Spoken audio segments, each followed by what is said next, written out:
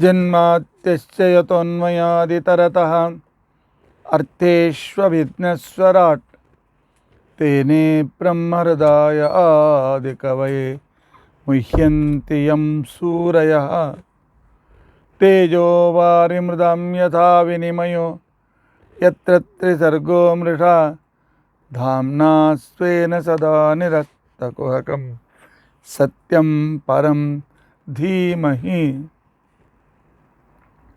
सृष्टिस्थित्यप्यहेया नियतिदृशितमो बन्धमोक्षाश्च यस्मात् अस्य श्री ब्रह्मरुद्र प्रभृतिसुरनरद्वीषशत्रुत्मकस्य विष्णोर्व्यस्ताः समस्ताः सकलगुणनिधिः सर्वदोषव्यपेतः पूर्णानन्दाव्ययो यो गुरुरपि परमश्चिन्तयेतं महान्तं धर्मप्रोज्झितकैतवोऽत्र परमः निर्मत्सराणां सतां वेद्यं वास्तवमत्र वस्तुशिवदं तापत्रयोन्मूलनं श्रीमद्भागवते महामुनिकृते किं वा परैः ईश्वरः सद्यो हृद्यवरुध्यतेऽत्र कृतिभिः शुश्रूषुभिस्तक्षणात् निगमकल्पतरोर्गलितं फलं शुकमुखादमृतद्रवसंयुतं पिबत भागवतं रसम् आलयं मुहुरहो रसिकाः भुवि भावुकाः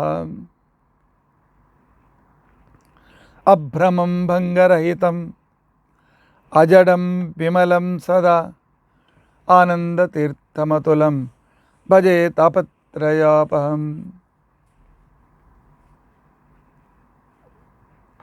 भवति यदनुभावादेडमूकोऽपि वाग्मी जडमतिरपि जन्तुर्जायते प्राज्ञमौलिः सकलवचनचेतो देवता भारती सा मम वचसि निधत्तां सन्निधिं मानसे च अस्मत्कुरुसमारम्भां टीकाकृत्पादमध्यगां श्रीमदाचार्यपर्यन्तां वन्दे गुरुपरम्परां विद्यायां विबुधाचार्यं वेदज्ञानाब्धिचन्दिरं दुर्मतध्वान्तमार्ताण्डं सत्यध्यानमुनिं भजे पञ्चाशद्वर्षपर्यन्तं सततं रामपूजकः श्रीसत्यप्रमोदगुरुराट् भासतां नो हृदम्बरे बन्धुस्त्वं गुरुरिष्टदैवतमिति त्वत्पादपङ्केरुहं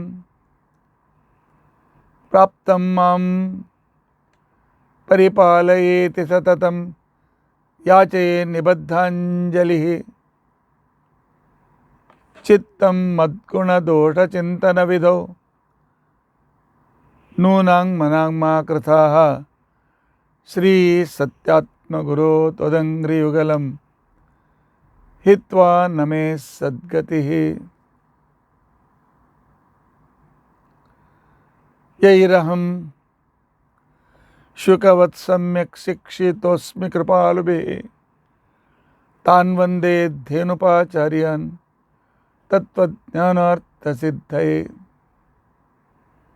श्रीगुरुभ्यो नमः हरिः ओम हरिः ओम हरिः ओम। स्वस्तिस्तु अशेषसन्मङ्गलानि सन्तु। श्लोकैकश्रवणपठनमात्रेण वक्तुश्च श्रोतॄणां निखिलकलिकृतकल्मषापनोदनपटुतरे धर्माद्यखिलपुरुषार्थसाधने भूते अद्य श्रीमद्भागवते द्वादशस्कन्धान्तर्गतकथा प्रारंभे सति किंचित पूर्वकथानुवादः। हरिः ओम हरिः ओम हरिः ओम। ಹರೇ ರಾಮ ಹರೇ ರಾಮ ರಾಮ ರಾಮ ಹರೇ ಹರೇ ಹರೇ ಕೃಷ್ಣ ಕೃಷ್ಣ ಕೃಷ್ಣ ಹರೇ ಹರೇ ಹರೇ ರಾಮ ರಾಮ ರಾಮ ಹರೇ ಹರೇ ಹರೇ ಕೃಷ್ಣ ಕೃಷ್ಣ ಕೃಷ್ಣ ಹರೇ ಹರೇ ಹರೇ ರಾಮ ರಾಮ ರಾಮ ಹರೇ ಹರೇ ಹರೇ ಕೃಷ್ಣ ಕೃಷ್ಣ ಕೃಷ್ಣ ಹರೇ ಹರೇ ಹರೇ ರಾಮ ರಾಮ ರಾಮ ಹರೇ ಹರೇ ಹರೇ ಕೃಷ್ಣ ಕೃಷ್ಣ ಕೃಷ್ಣ ಹರೇ ಹರೇ ಹರೇ ರಾಮ ರಾಮ ರಾಮ ಹರೇ ಹರೇ ಹರೇ ಕೃಷ್ಣ ಕೃಷ್ಣ ಕೃಷ್ಣ ಹರೇ ಹರೇ ಶ್ರೀ ಗುರುಭ್ಯೋ ನಮಃ ಹರಿ ಓಂ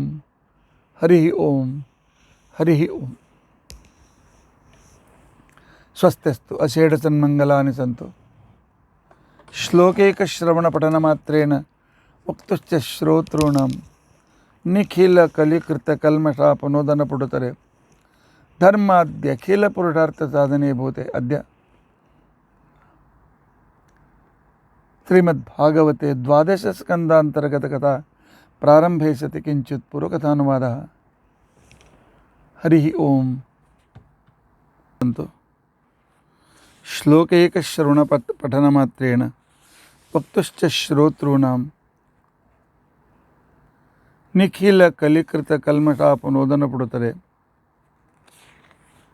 ಧರ್ಮಾದ್ಯ ಪುರುಷಾರ್ಥ ಸಾಧನೆ ಭೂತೆ ಅದ್ಯ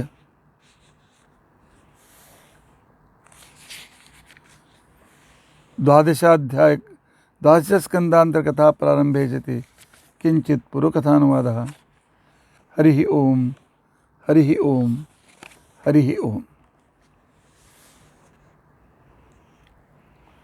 ಭಾಗವತದ ದ್ವಾದಶ ಸ್ಕಂದದಲ್ಲಿ 16ನೇ ಶ್ಲೋಕದಿಂದ ಹಿಡಿದು 46ನೇ ಶ್ಲೋಕದವರೆಗೂ 49ನೇ ಶ್ಲೋಕದವರೆಗೂ ಋಗ್ವೇದ ಹೇಗೆ ಬಂತು, ಅದರ ಪರಂಪರೆ ಹೇಗೆ, ಯಜುರ್ವೇದದ ಪರಂಪರೆ ಯಾವ ರೀತಿಯಾಗಿ ಬಂತು, ಸಾಮವೇದದ ಪರಂಪರೆ, ಅಥರ್ವವೇದದ ಪರಂಪರೆ, ಅವುಗಳ ವಿಚಾರವನ್ನು ತಿಳಿಸಿದ್ದಾರೆ. ಅದನ್ನೇ ಮೂಲವಾಗಿಟ್ಟುಕೊಂಡು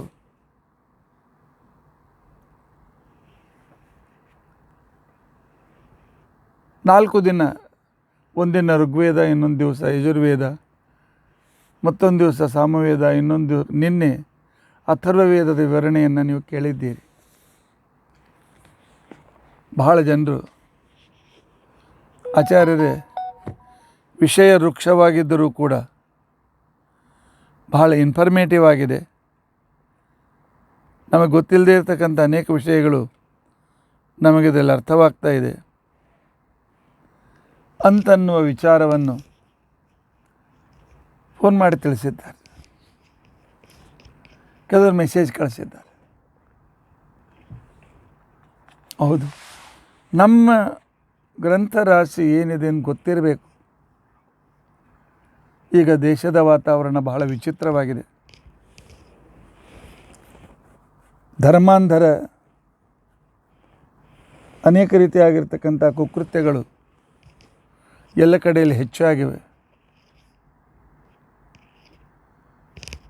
ನಾವು ನಮ್ಮತನವನ್ನು ತಿಳಿದುಕೊಳ್ಳದೇ ಇದ್ದರೆ ನಾವು ಕೂಡ ಆ ಪ್ರಭಾವದಲ್ಲಿ ಹೋಗಿ ಬೀಳ್ತವೆ ಅನ್ನೋ ಗೊತ್ತಿಲ್ಲ. ಆದರೆ ನಮ್ಮ ಗ್ರಂಥದ ರಾಶಿ, ನಮ್ಮ ಗ್ರಂಥಗಳ ವೈಶಿಷ್ಟ್ಯ, ಇವುಗಳನ್ನು ನಾವು ತಿಳಿದುಕೊಳ್ಳಬೇಕಾದದ್ದು ಅತ್ಯಂತ ಅವಶ್ಯಕ. ವೈದಿಕರು ಅಂತ ಅನಿಸ್ಕೊಳ್ತೇವೆ, ಭಾರತೀಯರು ಅಂತ ಅನಿಸ್ಕೊಳ್ತೇವೆ. ಭಾರತೀಯ ಸಂಸ್ಕೃತಿಯ ಮೂಲ ವೇದದ ಬಗ್ಗೆ ಸಾಮಾನ್ಯ ಪರಿಚಯವೂ ಕೂಡ ನಮಗಿಲ್ಲದೆ ಇದ್ದರೆ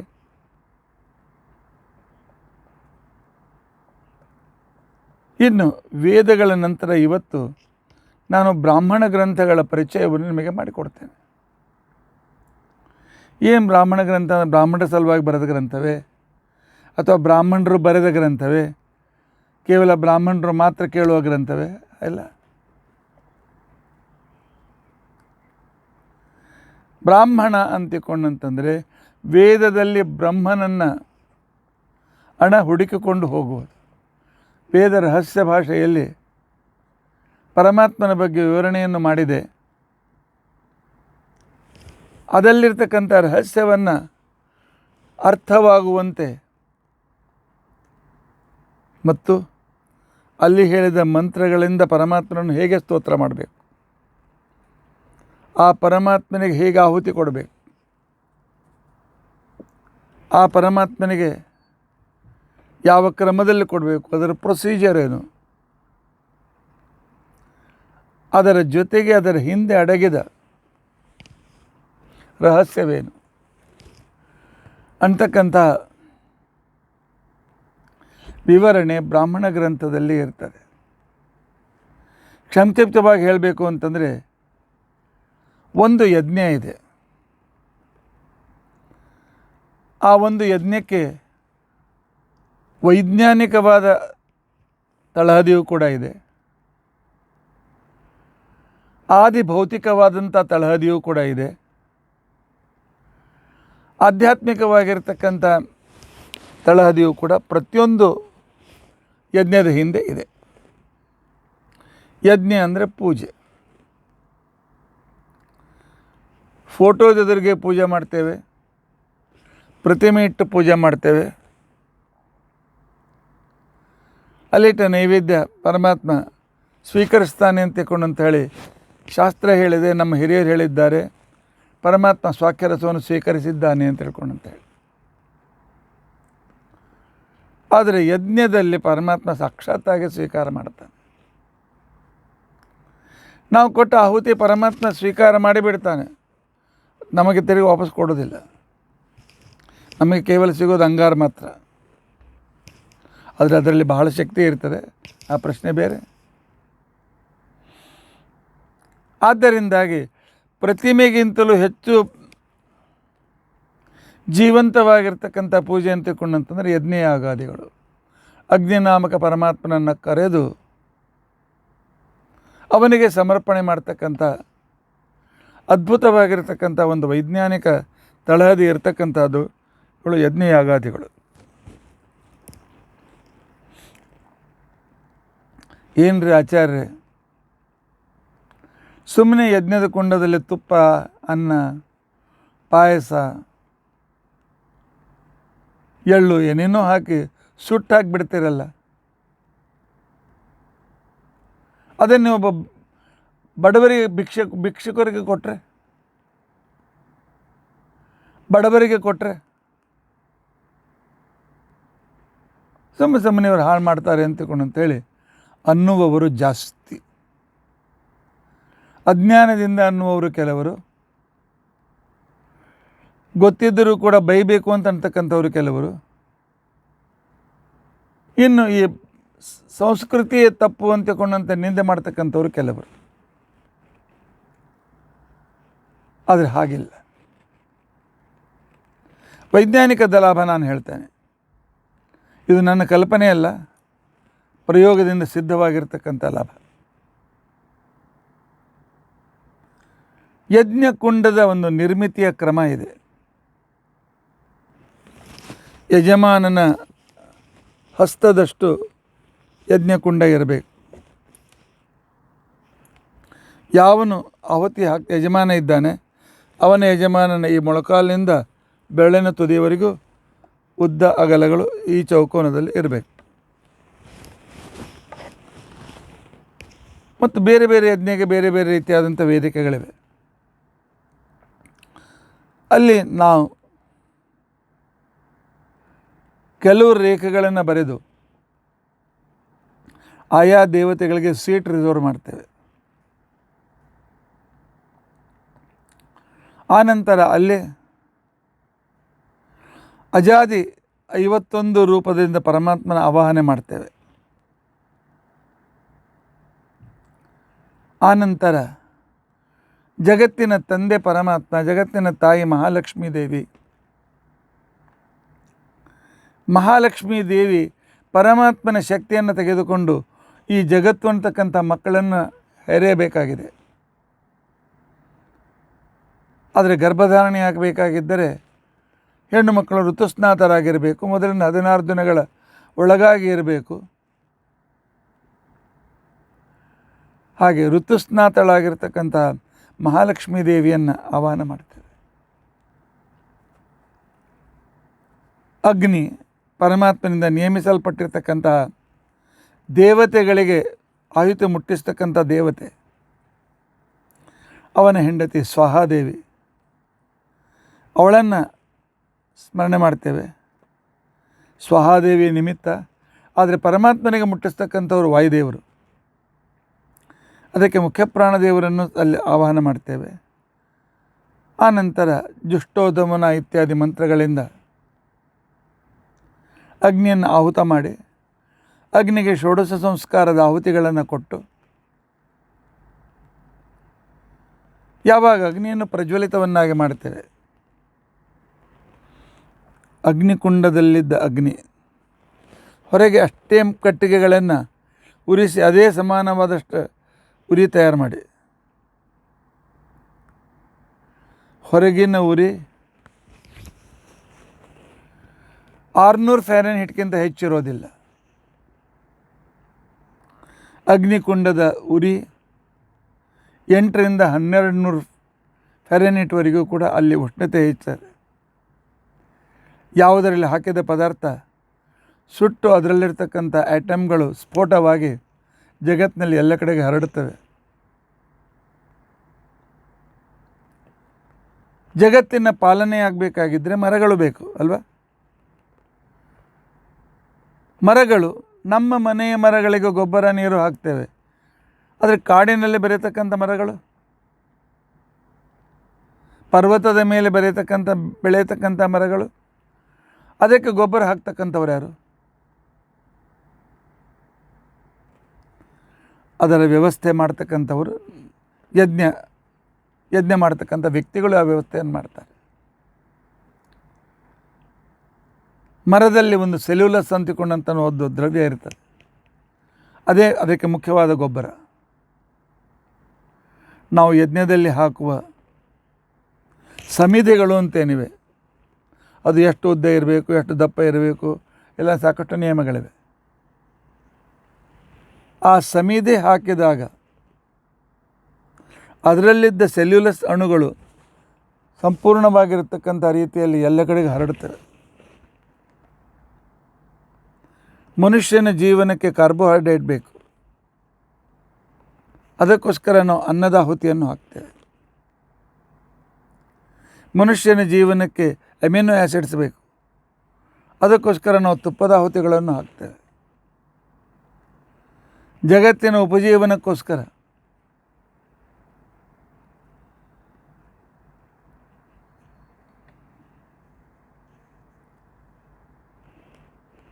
ಗ್ಲುಕೋಸ್ ಬೇಕು, ಅದಕ್ಕೋಸ್ಕರ ನಾವು ಪಾಯಸದ ಆಹುತಿಯನ್ನು ಹಾಕ್ತೇವೆ. ಜಗತ್ತಿಗೆ ಇನ್ನೂ ವಿಶೇಷವಾಗಿರ್ತಕ್ಕಂಥ ರೀತಿಯಲ್ಲಿ ಅಮಿನೋ ಆ್ಯಸಿಡ್ಸ್ಗಳ ಇನ್ನೊಂದು ರೂಪ ಬೇಕು, ಅದಕ್ಕೋಸ್ಕರ ಎಳ್ಳುವಿನ ಆಹುತಿ ಹಾಕ್ತೇವೆ. ನಾವು ಹಾಕುವ ಒಂದು ಅರ್ಧ ಕಿಲೋ ಅನ್ನದಿಂದ, ನಾವು ಅಗ್ನಿಯಲ್ಲಿ ಹಾಕ್ತಕ್ಕಂತಹ ಅರ್ಧ ಅಥವಾ 1 ಕಿಲೋ ತುಪ್ಪದಿಂದ, 1/4 ಕಿಲೋ ಎಳ್ಳಿನಿಂದ, 1/4 ಕಿಲೋ ಪಾಯಸದಿಂದ ಎಷ್ಟು ಜನರ ಹೊಟ್ಟೆಯನ್ನು ತುಂಬಿಸ್ಬೋದು? ಇಬ್ಬರು, ಬಹಳದ್ರೆ 3 ಜನರು. ಚೆನ್ನಾಗಿ ತಿನ್ನೋರಿದ್ದರೆ ಒಬ್ಬರದು. ಆದರೆ ಯಜ್ಞದಲ್ಲೇ ಹಾಕಿದ್ದರಿಂದಾಗಿ ಅನೇಕ ಸಾವಿರ ಜನರಿಗೆ ಆಹಾರ ಸಿಗ್ತದೆ.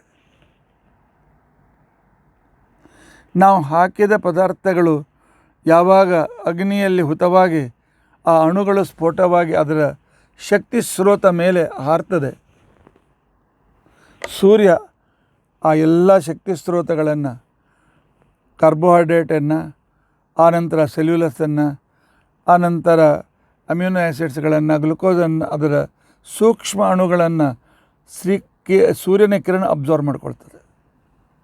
ಅದಕ್ಕೆ ನಾವು ಕೆಲವು ಒಂದೆರಡು ಹೋಮಗಳನ್ನು ಬಿಟ್ಟು ಉಳಿದೆಲ್ಲ ನಾವು ಹಗಲಿನಲ್ಲಿ ಸೂರ್ಯ ಇರುವಾಗಲೇ ನಾವು ಹೋಮವನ್ನು ಮಾಡ್ತೇವೆ. ಸೂರ್ಯ ಅದನ್ನು ತನಕ್ಕಿಂತ ಮೇಲೆ ಇರುವ ಚಂದ್ರಲೋಕ, ಆಚಾರ್ಯರಿಗೆ ಖಗೋಳಶಾಸ್ತ್ರ ಗೊತ್ತಿಲ್ಲ, ಚಂದ್ರ ಸೂರ್ಯನ ಕೆಳಗೆ ಪೃಥ್ವಿ ಹತ್ತಿರ ಇದ್ದಾನೆ ಅಂತ ತಿಳ್ಕೊಂಡಂತಿದೆ, ನೀವು ಸೂರ್ಯನ ಮೇಲೆ ಇದ್ದಾನೆ ಅಂತಂತೀರಿ, ಇಷ್ಟಾಗ ದಡತನದ ಮಾತನಾಡ್ತಿರೋದು. ಹಾಗಲ್ಲ. ಗ್ರಹಗಳಿಗೆ ಸಂಬಂಧಿಸಿದ ಉಪಗ್ರಹಗಳು ಈ ಚಂದ್ರ ಬೇರೆ. ಆದರೆ ಪೂರ್ತಿ ಎಲ್ಲ ವನಸ್ಪತಿಗಳಿಗೆ ಔಷಧಿ ಗುಣವನ್ನು ಕೊಡ್ತಕ್ಕಂಥ ಆ ಚಂದ್ರಲೋಕ, ಆ ಚಂದ್ರ ಬೇರೆ. ನಮ್ಮ ದೇವತಾ ಚಂದ್ರ ಇಲ್ಲಿಲ್ಲ, ಅಲ್ಲಿದ್ದಾನೆ. ಅವನು ಸೂರ್ಯ ತಂದು ಕೊಟ್ಟಿರ್ತಕ್ಕಂಥ ಈ ಸೂಕ್ಷ್ಮಾಂಶಗಳನ್ನು ತೆಗೆದುಕೊಂಡು ಅದರಲ್ಲಿ ತನ್ನ ಕಿರಣ ರೂಪವಾದ ಅಮೃತವನ್ನು ಸೇರಿಸ್ತಾನೆ. ಆಗಲೇ ತಯಾರಾಗ್ತದೆ ದೇವತೆಗಳ ಉಪಜೀವನಕ್ಕೆ ಬೇಕಾಗಿರ್ತಕ್ಕಂಥ ಅಮೃತ. ದೇವತೆಗಳಿಗೆ ಅಮೃತವನ್ನು ಕುಡಿಸ್ತಾನೆ. ಅದರ ಸ್ಥೂಲ ಭಾಗ ಅಂತ ತಿಳ್ಕೊಂಡಂತೇನಿದೆ, ಅದರ ಸ್ಥೂಲ ಭಾಗಗಳನ್ನು ಮೋಡಗಳಲ್ಲಿ ತಂದಿಡ್ತಾನೆ ಚಂದ್ರ.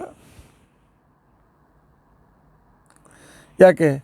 ಯಜ್ಞದಿಂದ ತೇವಾಂಶ ಉಗಿಯಾಗಿ ಹೋಗಿ ಮೋಡಗಳು ತಯಾರಾಗ್ತವೆ. ಹೀಗೆ ಸಮುದ್ರದ ನೀರಿನ ತೇವಾಂಶ ತಯಾರಾಗ್ತದೆ, ಆ ರೀತಿಯಾಗಿ ಈ ಯಜ್ಞಗಳು ಕೂಡ ಕೆಲವು ಮೋಡಗಳು ತಯಾರಾಗ್ತವೆ. ಆ ಮೋಡಗಳಿಗೆ ಲಿಂಬಸ್ ಅಂತ ತಿಳ್ಕೊಂಡಂತ ಹೆಸರು, ಸಂವರ್ತಕ ಅಂತ ತಿಳ್ಕೊಂಡಂತೇಳಿ ಅವುಗಳಿಗೆ ಹೆಸರು. ಅಲ್ಲಿ ಈ ಜಗತ್ತಿಗೆ ಬೇಕಾಗಿರ್ತಕ್ಕಂಥ ಗೊಬ್ಬರ ತಯಾರಾಗ್ತದೆ, ಫರ್ಟಿಲೈಸರ್ ತಯಾರಾಗ್ತದೆ. ಈಗ ಫರ್ಟಿಲೈಸರೆಲ್ಲ ಬಹಳ ಉಪಯೋಗಿಸಿ ಭೂಮಿಯನ್ನು ಬರಡು ಮಾಡಿಬಿಟ್ಟಿದ್ದೆ. ಮತ್ತು ಬೇರೆ ಹಿಂದಿನ ಕಾಲದಲ್ಲಿ ಫರ್ಟಿಲೈಸರ್ ಅಂತ ತಿಳ್ಕೊಂಡಂತಂದರೆ ಮೊದಲಿನ 4 ಮಳೆಗಳನ್ನು ಏನು ಬೀಳ್ತದೆ ಅದರಲ್ಲಿ ಬೇಕಾದಕ್ಕಿರ್ತಕ್ಕಂಥ ಪೋಷಕ ದ್ರವ್ಯ ಇರ್ತದೆ, ಯಜ್ಞದಿಂದ ತಯಾರಾಗಿರ್ತಕ್ಕಂಥ ಮೋಡಗಳು. 3 ಜನರ ಹೊಟ್ಟೆ ತುಂಬಿಸುವುದು ಶ್ರೇಷ್ಠವೋ, ಲಕ್ಷಾವಧಿ ಜನರಿಗೆ ಬೇಕಾಗಿರ್ತಕ್ಕಂತಹ ಔಷಧಿ ಗುಣವನ್ನು ಅಕ್ಕಿಯಲ್ಲಿ, ಆನಂತರ ಹುಲ್ಲಿನಲ್ಲಿ, ಯಾವುದರಿಂದ ಹಾಲು ಬೆಣ್ಣೆ ತುಪ್ಪ ತಯಾರಾಗ್ತದೆ, ಆನಂತರ ಕಬ್ಬು ಇತ್ಯಾದಿಗಳಲ್ಲಿ ಆಯಾ ವಿಶಿಷ್ಟ ದ್ರವ್ಯಗಳ ವಿಶಿಷ್ಟ ಸಾಮರ್ಥ್ಯ ತುಂಬೋದು ಹೆಚ್ಚು, 3 ಜನ ಹೊಟ್ಟೆಗೆ ಹಾಕೋದು ಹೆಚ್ಚು. ಇವ್ರಿಗೂ ಹೊಟ್ಟೆಗೆ ಹಾಕೋಣ ಬೇಡ ಅಂತ ಅನ್ನೋದಿಲ್ಲ. ಯಜ್ಞ ಇದ್ದಲ್ಲಿ ಅನ್ನ ಸಂತರ್ಪಣೆ ಇದ್ದೇ ಇರ್ತದೆ. ಅದಕ್ಕೋಸ್ಕರವೇ ಈ ಮಾತು ನನ್ನ ಕಲ್ಪನೆ ಅಲ್ಲ, ಪರಮಾತ್ಮ ಹೇಳ್ತಾನೆ, ಯಜ್ಞಾತ್ ಭವತಿ ಪರ್ಜನ್ಯ. ಭಗವದ್ಗೀತೆಯಲ್ಲಿ ಶ್ರೀಕೃಷ್ಣ ಹೇಳ್ತಾನೆ, ಭಗವಂತ ಹೇಳ್ತಾ ಇದ್ದಾನೆ. ಇನ್ನು ಭಗವಂತ ಹೇಳಿದ್ರು ಮಾತ್ರ ನಾವು ವಿಶ್ವಾಸ ಇಡೋದಿಲ್ಲ ಅಂತಂದರೆ ನಾವು ಅಂಥವ್ರಿಗೇನು ಹೇಳೋದಿಲ್ಲ. ಪರ್ಜನ್ಯದಿಂದ ಮಳೆ ಆಗ್ತದೆ, ಅದರಿಂದ ಅನ್ನ ಹುಟ್ಟುತ್ತದೆ. ಪರ್ಜನ್ಯಾತ್ ಅನ್ನ ಸಂಭವ, ಅನ್ನಾದ್ ಭವಂತೆ ಭೂತಾನಿ. ಅನ್ನದಿಂದ ಪ್ರಾಣಿಗಳು, ಆನಂತರ ಸ್ಥಾವರ ಅನಿಸ್ಕೊಂಡಿರ್ತಕ್ಕಂಥ ಮರಗಳು ಎಲ್ಲವೂ ಕೂಡ ಪರಿಪುಷ್ಟವಾಗ್ತದೆ. ಮತ್ತು ನಮಗೆ ಎಲ್ಲರಿಗೂ ಅನ್ನ ಸಿಗ್ತದೆ. ನಾವು ಯಜ್ಞ ಮಾಡ್ತೇವೆ. ಈ ಚಕ್ರ, ಈ ಸೈಕಲ್ ನಡೀತಾನೇ ಇರ್ತದೆ. ಇದು ವೈಜ್ಞಾನಿಕವಾಗಿ ಸಿಗುವ ಆದಿಭೌತಿಕ ಲಾಭ. ನಮ್ಮ ಭೌತಿಕ ವಿಜ್ಞಾನದ ದೃಷ್ಟಿಯಿಂದ ಸಿಗುವ ಆದಿಭೌತಿಕ ಲಾಭ. ಇನ್ನು ಎರಡನೆಯದ್ದು ಆದಿ ದೈವಿಕ ಲಾಭ. ದೇವತೆಗಳು ಪರಿಪುಷ್ಟರಾಗ್ತಾರೆ ಯಜ್ಞಗಳಿಂದ. ದೇವತೆಗಳು ಅಂದರೆ ಯಾರು? ನಮಗೆ ಉಪಕಾರ ಮಾಡ್ತಕ್ಕಂಥ ಶಕ್ತಿ ಇರುವ ಆ ವಿಶಿಷ್ಟ ಚೇತನರು.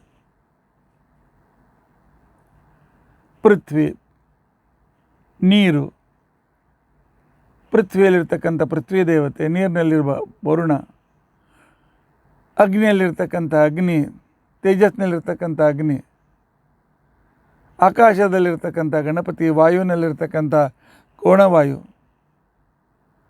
ಇವರೆಲ್ಲರೂ ಸಾಮರ್ಥ್ಯವುಳ್ಳವರಾಗಿ ಪಾಂಚಭೌತಿಕವಾದ ರೀತಿಯಲ್ಲಿ ಜಗತ್ತಿಗೆ ಏನೊಂದು ಸಾಮರ್ಥ್ಯವನ್ನು ಕೊಡಬೇಕು ಅದನ್ನು ಕೊಡೋದಕ್ಕೋಸ್ಕರ ಸಮರ್ಥರಾಗ್ತಾರೆ. ಯಾಕೆ? ಶಕ್ತಿಯ ಸ್ರೋತ ಉಪಯುಕ್ತವಾಗ್ತದೆ, ಹೋಗ್ತದೆ, ಹೊಸ ಶಕ್ತಿ ಸ್ರೋತ ಬರಬೇಕು. ಈ ಕೆಲಸ ಚೇತನ ಮಾಡ್ತಾನೆ. ಹೇಗೆ ಗಿರಣಿಯಲ್ಲಿ ಕಾಳು ಹಾಕಿ ಅದು ಹಿಟ್ಟಾದಾಗ ಮತ್ತು ಬೇರೆ ಕಾಳನ್ನು ಹಾಕ್ಲಿಕ್ಕೆ ಒಬ್ಬ ಚೇತನ ಬೇಕು, ಅದೇ ರೀತಿಯಾಗಿ ಪೃಥ್ವಿಯ ತೇಜವಾಯು ಆಕಾಶಗಳಲ್ಲಿ ಶಕ್ತಿಯನ್ನು ತುಂಬೋದಕ್ಕೋಸ್ಕರ ಈ ದೇವತೆಗಳು ಬೇಕು.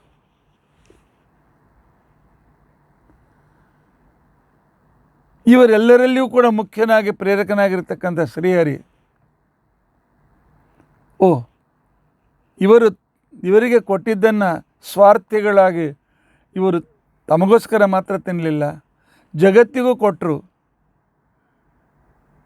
ತದಂಥ ದೇವತೆಗಳ ಅಂತರ್ಗತ ನನಗೂ ಕೊಟ್ಟಿದ್ದಾರೆ, ನನಗೆ ಅವಶ್ಯಕತೆ ಇಲ್ಲ ಅವ್ರು ಕೊಡೋದು ಅಂಥೇಳಿ ಪರಮಾತ್ಮ ಸಂತುಷ್ಟನಾಗಿ ನಮ್ಮ ಮೇಲೆ ಪರಮಾನುಗ್ರಹ ಮಾಡಿ ಆಧ್ಯಾತ್ಮಿಕ ಲಾಭವನ್ನು ಕೂಡ ಕೊಡ್ತಾನೆ. ಆದಿಭೌತಿಕ, ಆದಿದೈವಿಕ, ಆಧ್ಯಾತ್ಮಿಕ ಲಾಭ ಒಂದು ಯಜ್ಞಗಳಿಂದ ಇವೆ. ನಾನು ಹೇಳಿದ ಈ ಒಂದು ಕ್ರಮ ಕೇರಳದಲ್ಲಿ 1992, 93, 95 3 ವರ್ಷಗಳವರೆಗೆ ಜಗತ್ತಿನ ಎಲ್ಲ ಹೆಚ್ಚಿನ ಪ್ರಕೃತಿ ವಿಜ್ಞಾನಿಗಳು ಸೇರಿಕೊಂಡು ಪ್ರಯೋಗ ಮಾಡಿ ಯಜ್ಞದಿಂದ ಎಷ್ಟು ಲಾಭ ಇದೆ ಅಂತ ತಿಳ್ಕೊಂಡಂತನ್ನೋದನ್ನು ತಿಳಿಸಿದ್ದಾರೆ. ಅನೇಕ ಲೇಖಗಳಲ್ಲಿ ಅಗ್ನಿ ಅಂತನೊಂದು ಪುಸ್ತಕ ಪ್ರಿಂಟ್ ಆಗಿದೆ, ಮೋತಿಲಾಲ್ ಬನಾರಸಿ ದಾಸ್ ಡೆಲ್ಲಿಯಿಂದ, 2 ವಾಲ್ಯೂಮ್ನಲ್ಲಿ. ಅದರಲ್ಲಿ ಈ ಯಜ್ಞದ ವಿಶಿಷ್ಟವಾಗಿರ್ತಕ್ಕಂಥ ಲಾಭಗಳ ವಿಚಾರಗಳನ್ನು ಹೇಳಿದ್ದಾರೆ. ನಾನು ಹೇಳಿದ್ದು ಕಲ್ಪನೆಯಿಂದ ಹೇಳಿದ್ದಲ್ಲ, ಸಿದ್ಧವಾದ ವಿಚಾರವನ್ನು ಹೇಳಿದ್ದೇನೆ. ಇಂಥ ಯಜ್ಞಗಳನ್ನು, ಮಂತ್ರಗಳನ್ನು ಯಾವ ಮಂತ್ರಗಳಿಂದ ಯಾವ ದೇವತೆಗೆ ಆಹುತಿ ಕೊಡಬೇಕು, ಯಾವಾಗ ಕೊಡಬೇಕು, ಯಾವ ಹೆಸರಿನಲ್ಲಿ ಕೊಡಬೇಕು ಇತ್ಯಾದಿ ಆ ಮಂತ್ರಗಳ ಉಪಯೋಗ ಅಂತೇನಿದೆ. ಸೈನ್ಸ್ನಲ್ಲಿ 2 ತರಹದ ವಿಜ್ಞಾನಗಳು, ಒಂದು ಅಬ್ಸ್ಟ್ರ್ಯಾಕ್ಟ್ ಅಂತಕ್ಕಂಥ ಒಂದು ಕೇವಲ ತತ್ವಗಳನ್ನು ತಯಾರು ಮಾಡ್ತಾ ಹೋಗ್ತಕ್ಕಂಥವುಗಳು, ಇನ್ನೊಂದು applied pure mathematics, pure physics, pure chemistry. ಇವುಗಳು ಆ ಪ್ರಕೃತಿ ತತ್ವಗಳ, ಎಲಿಮೆಂಟ್ಸ್ಗಳ ಇತ್ಯಾದಿಗಳ ಮತ್ತು ಯಾವುದನ್ನು ಯಾವ ರೀತಿಯಾಗಿರ್ತಕ್ಕಂಥ ರೀತಿಯಲ್ಲಿ ಮಾಡಬೇಕು ಅಂತ ತೋರಿಸಿಕೊಡ್ತದೆ.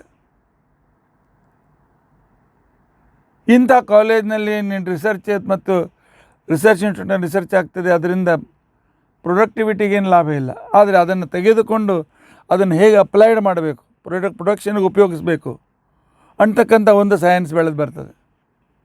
ಅದೇ ಬ್ರಾಹ್ಮಣ ಗ್ರಂಥ.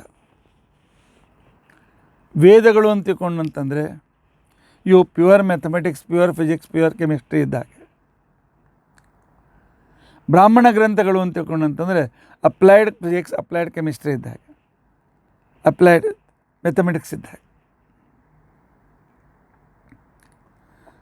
ಇಂಥ ರೀತಿಯಾಗಿರ್ತಕ್ಕಂತಹ ಕ್ರಮ. ಅದಕ್ಕೋಸ್ಕರವೇ ಭಟ್ಟಭಾಸ್ಕರ ಅಂತ ತಿಳ್ಕೊಂಡಂಥವ್ರು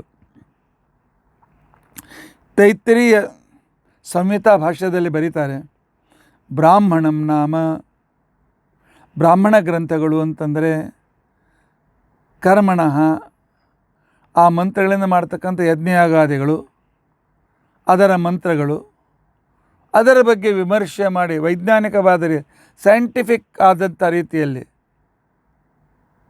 ಯಾಕೆ ಮಾಡಬೇಕು ಅಂತನ್ನುವ ಸೈಂಟಿಫಿಕ್ ರೀಸನ್ ತಿಳಿಸುವ ಗ್ರಂಥಗಳು ಬ್ರಾಹ್ಮಣ ಗ್ರಂಥಗಳು. ನಮ್ಮ ಮಕ್ಕಳು ಕೇಳ್ತಾರೆ, ಯಾಕೆ ಅಲ್ಲಿ ತುಪ್ಪ ಹಾಕಿ ಉರಿಸ್ಬೇಕು, ಅನ್ನ ಉರಿಸ್ಬೇಕು ಅಂತ ತಿಳ್ಕೊಂಡು ಅಂತೇಳಿ. ಅದರ ರೀಸನ್ ನೀವು ಹೇಳಬೇಕಾಗಿದ್ದರೆ ಬ್ರಾಹ್ಮಣ ಗ್ರಂಥ ಓದಬೇಕು. ವಿದೌಟ್ ರೀಸನ್ ದೇವರ ಮುಂದೆ ಹಚ್ಚುವ ಒಂದು ದೀಪದಿಂದ ಪ್ರಾರಂಭ ಮಾಡಿಕೊಂಡು, ದೇವರ ಮುಂದೆ ಹಾಕುವ ರಂಗೋಲಿಯಿಂದ ಪ್ರಾರಂಭ ಮಾಡಿಕೊಂಡು, ಹೆಣ್ಣುಮಕ್ಕಳು ಕೈಯಲ್ಲಿ ಹಾಕುವ ಬಳೆ, ಹಚ್ಚಿಕೊಳ್ಳುವ ಕುಂಕುಮ, ಕಾಲಲ್ಲಿಯ ಕಾಲುಂಗರ, ಪುರುಷರು ಹಾಕಿಕೊಳ್ಳುವ ಯಜ್ಞೋಪವೀತ ಏಕೆ, ಇದರ ಉತ್ತರ ಕೊಡ್ತಕ್ಕಂಥ ಗ್ರಂಥಗಳು ಬ್ರಾಹ್ಮಣ ಗ್ರಂಥಗಳು, ಧರ್ಮ ಗ್ರಂಥಗಳು. ನಾವು ಓದೋದಿಲ್ಲ, ಮಕ್ಕಳಿಗೆ ಉತ್ತರ ಕೊಡಲಿಕ್ಕೆ ಆಗೋದಿಲ್ಲ. ಶಾಲೆ ಕಾಲೇಜಿನಲ್ಲಿ ಇವುಗಳನ್ನು ಕೇವಲ ಇವೆಲ್ಲ ಅಂಧವಿಶ್ವಾಸ, ಸೂಪರ್ಸ್ಟಿಷನ್ ಅಂತ ತಿಳ್ಕೊಂಡು ಅಂತೇಳಿ ಹೇಳ್ತಕ್ಕಂಥ ಕಮ್ಯುನಿಸ್ಟರ ಕೈಗೆ ಸಂಪೂರ್ಣ ಇತಿಹಾಸ ಸಿಕ್ಕಿದ್ದರಿಂದಾಗಿ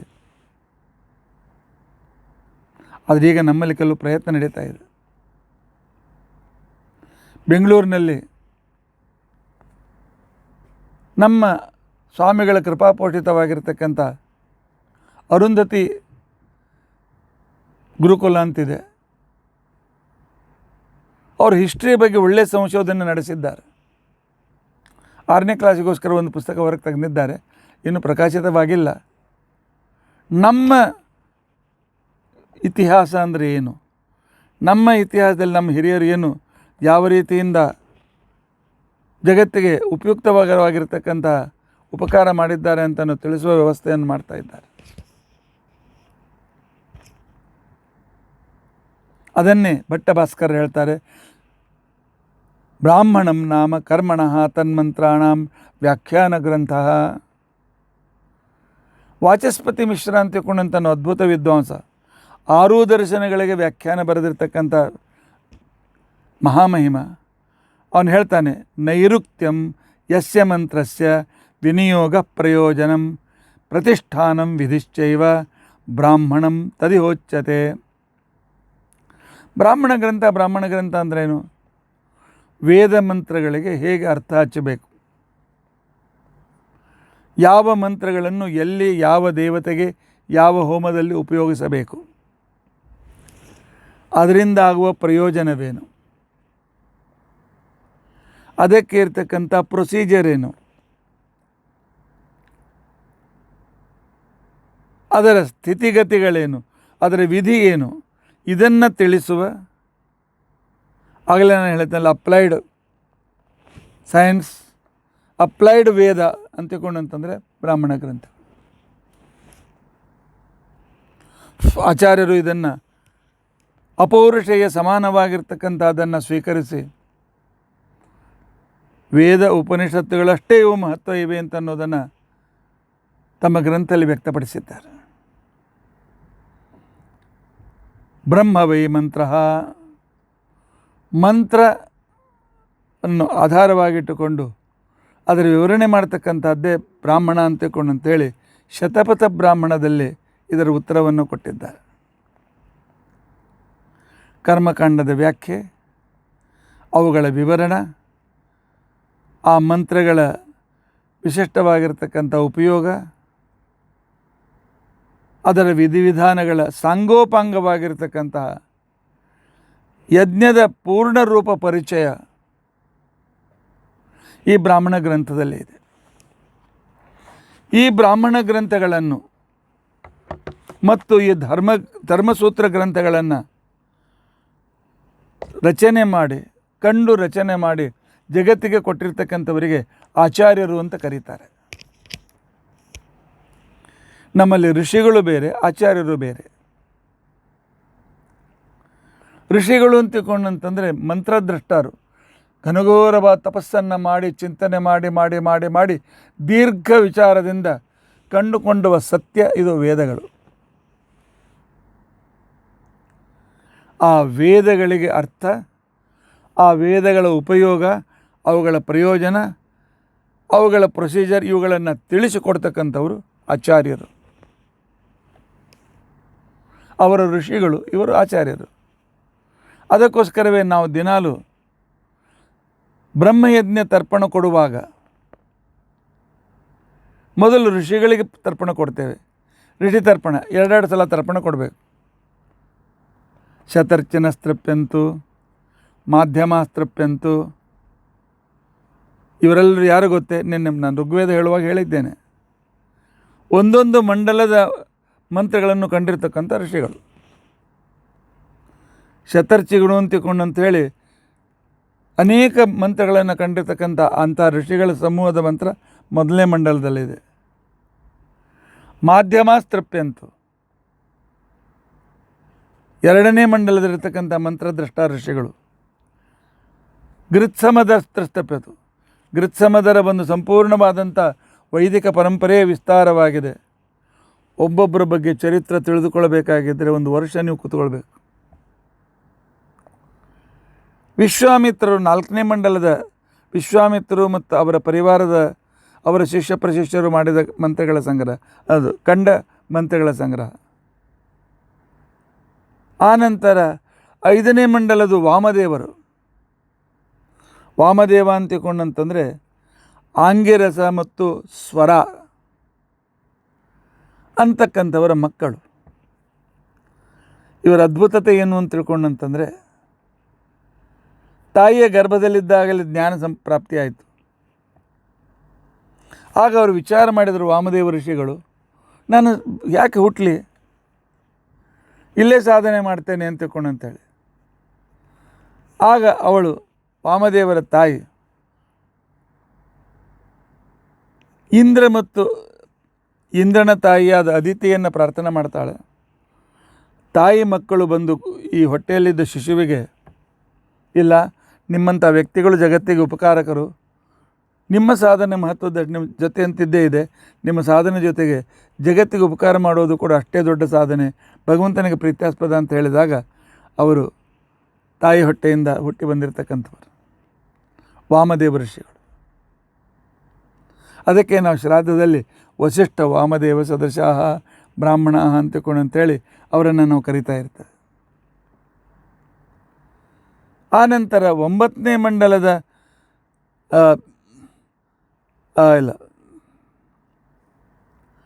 ನಂತರದ ಮಂಡಲದ ಋಷಿಗಳು ಅತ್ರಿ ಋಷಿಗಳು. 7ನೇ ಮಂಡಲದ ಋಷಿಗಳು ಭರದ್ವಾಜರು, ವಸಿಷ್ಠರು ಮತ್ತು ಮಹಾಸೂಕ್ತವನ್ನು ಕಂಡ ಪ್ರಗಾತರು. 9ನೇ ಮಂಡಲದಲ್ಲಿ ಋಷಿಗಳು ಪ್ರಗಾತರು ಹೌದು. ಆನಂತರ ಅನೇಕ ರೀತಿಯಾಗಿರ್ತಕ್ಕಂತಹ ವಿಶಿಷ್ಟ ಋಷಿಗಳು. ಅದಕ್ಕೋಸ್ಕರ ಪ್ರಗಾತಾಸ್ತೃಪ್ಯಂತು, ವಸಿಷ್ಠಾಸ್ತೃಪ್ಯಂತು, ಪಾವಮಾನಸ್ತೃಪ್ಯಂತು. 10ನೇ ಮಂಡಲದ ಸಣ್ಣ ಪುಟ್ಟ ದೊಡ್ಡದಾಗಿರ್ತಕ್ಕಂಥ ಎಲ್ಲ ಸೇರಿ ಬಂದಿರತಕ್ಕಂಥ ಕ್ಷುದ್ರ ಸೂಕ್ತಗಳು, ಮಹಾಸೂಕ್ತಗಳ ದೃಷ್ಟಾ ಋಷಿಗಳು. ಇವರಿಗೆ ನಾವು ಋಷಿ ಅಂತ ಕರೀತೇವೆ. ಇನ್ನು ಆಚಾರ್ಯರು ಅಂತ ತಿಳ್ಕೊಂಡಂತೇಳಿ, ನೀವೆಲ್ಲ ನಮಗೆ ಆಚಾರ್ಯರು ಅಂತ ಕರಿತೀರಿ, ಅದು ಯೋಗ್ಯತೆ ನಮ್ಮಲ್ಲಿ ಇದೆಯಲ್ಲೋ ಗೊತ್ತಿಲ್ಲ. ಒಬ್ಬ ವ್ಯಕ್ತಿ ಅವನಿಗೆ ಹಿಂದಿನ ಕಾಲಕ್ಕೆ ಆಚಾರ್ಯ ಅಂತ ಅನಿಸ್ಕೊಳ್ಬೇಕಾಗಿದ್ದರೆ ಅವನೇನು ಮಾಡಬೇಕಾಗಿತ್ತು? ಆಚಿನೋತಿ ಚ ಶಾಸ್ತ್ರಾಣಿ, ಶಾಸ್ತ್ರಗಳನ್ನು ವೇದಾದ್ಮೇಲೆ ಅಧ್ಯಯನ ಚೆನ್ನಾಗಿ ಮಾಡಿ ಅದರ ಅರ್ಥ ಏನು, ಆ ಮಂತ್ರಗಳನ್ನು ಹೇಗೆ ಉಪಯೋಗಿಸಬೇಕು, ಆ ಮಂತ್ರಗಳನ್ನು ಎಲ್ಲಿ ಯಾವ ರೀತಿಯಲ್ಲಿ ದೇವತೆಗಳ ಯಜ್ಞಯಾಗಾದಿಗಳಿಗೆ ಉಪಯೋಗಿಸಬೇಕು, ಯಾವ ಮಂತ್ರಗಳನ್ನು ಮಳೆಗೆ ಉಪಯೋಗಿಸಬೇಕು ಇತ್ಯಾದಿ ಅದನ್ನು ತಿಳಿದುಕೊಂಡು ಸ್ವತಃ ಯಜ್ಞವನ್ನು ಮಾಡತಕ್ಕಂಥವನು ಆಚಾರ್ಯ ಸ್ಥಾಪನೆ ಮಾಡಿ ಜಗತ್ತಿಗೆ ಇದರ ಪ್ರಯೋಜನ ತಿಳಿಸಿಕೊಟ್ಟು ತಮ್ಮ ಶಿಷ್ಯರಿಗೆ ಕಲಿಸ್ತಕ್ಕಂಥವರು, ತಿಳಿದು ಆಚರಣೆ ಮಾಡಿ ಅದನ್ನು ಜನರ ಮನಸ್ಸಿನಲ್ಲಿ ಬಿತ್ತುವವರು ಆಚಾರ್ಯರು ಅಂತಾರೆ. ಯಾರು ಬೇಕಾದ್ರೂ ಹೊರಟು ನಾವು ವೈದಿಕ ಬ್ರಾಹ್ಮಣ ಆಚಾರ್ಯರು ಅಂತ ಕರಿತೀವಿ, ಹಾಗಲ್ಲ. ಆಚಾರ್ಯ ಪದವಿ ಭಾಳ ಅದ್ಭುತವಾಗಿರ್ತಕ್ಕಂಥ ಪದವಿ. ನಮ್ಮಲ್ಲಿ ಎಷ್ಟು ಜನ ಆಚಾರ್ಯರಾಗಿ ಹೋಗಿದ್ದಾರೆ. ಆಚಾರ್ಯರು ಆಚಾರ್ಯಾಣಿಯರು ಇಬ್ಬರಾಗಿ ಹೋಗಿದ್ದಾರೆ.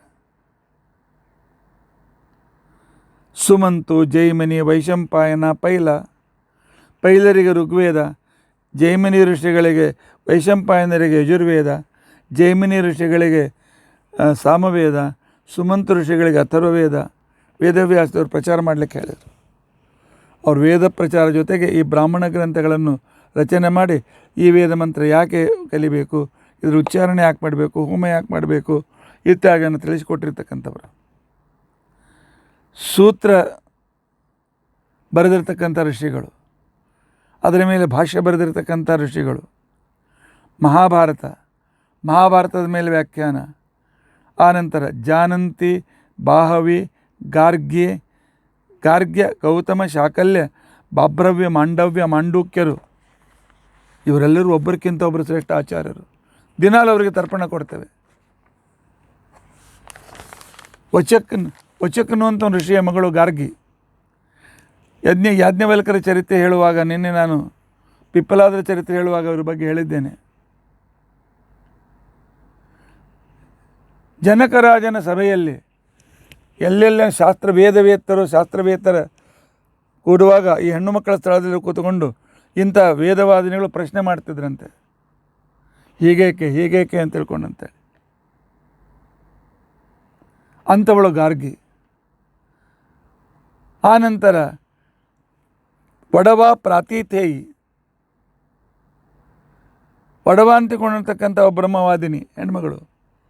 ಸುಲಭ ಮೈತ್ರೇಯ ಬಗ್ಗೆ ನೀನು ಕೇಳಿದ್ದೀರಿ. ಕಹೋಳರು, ಯಾರನ್ನ ತಮ್ಮ ಯಜ್ಞದಲ್ಲಿ ಸಫಲತೆ ಬರಲಿ ಅಂತೇಳಿ ವರುಣ ತಮ್ಮ ಲೋಕಕ್ಕೆ ಕರೆದುಕೊಂಡೋಗಿದ್ದ ಅಂಥ ಕಹೋಳರು. ಆ ಕಹೋಳರ ಮಕ್ಕಳೇ ಅಷ್ಟಾವಕ್ರರು. ಅದೊಂದು ಬೇರೆ ವಿಶಿಷ್ಟವಾದ ಕಥೆ ಇದೆ. ಕೌಶೀತಕರು, ಮಹಾಕೌಶೀತಕರು, ಪೈಂಗ್ಯರು, ಮಹಾಪೈಂಗ್ಯರು, ಸುಯಜ್ಞರು, ಸಾಂಖ್ಯಾಯನರು, ಐತರೇಯರು, ಮಹೇತರೇಯರು, ಶಾಕಲರು, ಭಾಷ್ಕಲರು, ಸುಜಾತ ಭಕ್ತರು, ಶೌನಕರು, ಆಶ್ವಲಾಯನರು ತಮ್ಮ ಗೃಹ ಸೂಕ್ತದಲ್ಲಿ, ತಮ್ಮ ಗೃಹ ಕಾರಿಕೆಯಲ್ಲಿ ಈ ಎಲ್ಲ ಆಚಾರ್ಯರ ಹೆಸರನ್ನು, ಇವರೆಲ್ಲರೂ ಕೂಡ ಬ್ರಾಹ್ಮಣ ಗ್ರಂಥದ ರಚನಾಕರ್ತೃಗಳು ಅಂತ ತಿಳ್ಕೊಂಡು ಅಂತೇಳಿ ವರ್ಣನೆ ಮಾಡ್ತಾರೆ. ಆಶ್ವಲಾಯನ ಆಚಾರ್ಯರ ಆಶ್ವಲಾಯನ ಕಾರಿಕ, ಆಶ್ವಲಾಯನ ಗೃಹ ಸೂತ್ರ, ನಮ್ಮ ದೈನಂದಿನ ಆಚಾರ ಪ್ರತಿಯೊಂದು 16 ಸಂಸ್ಕಾರಗಳ ಬಗ್ಗೆ, ದೈನಂದಿನ ಆಚರಣೆ ಬಗ್ಗೆ ಅವರು ಬರೆದ ಗ್ರಂಥ ಬಹಳ ಅದ್ಭುತವಾಗಿದೆ. ಉಪಲಬ್ಧ ಇವೆ, ಮಾರ್ಕೆಟ್ನಲ್ಲಿ ಸಿಗ್ತದೆ, ತೆಗೆದುಕೊಂಡು ಓದ್ಬೋದು.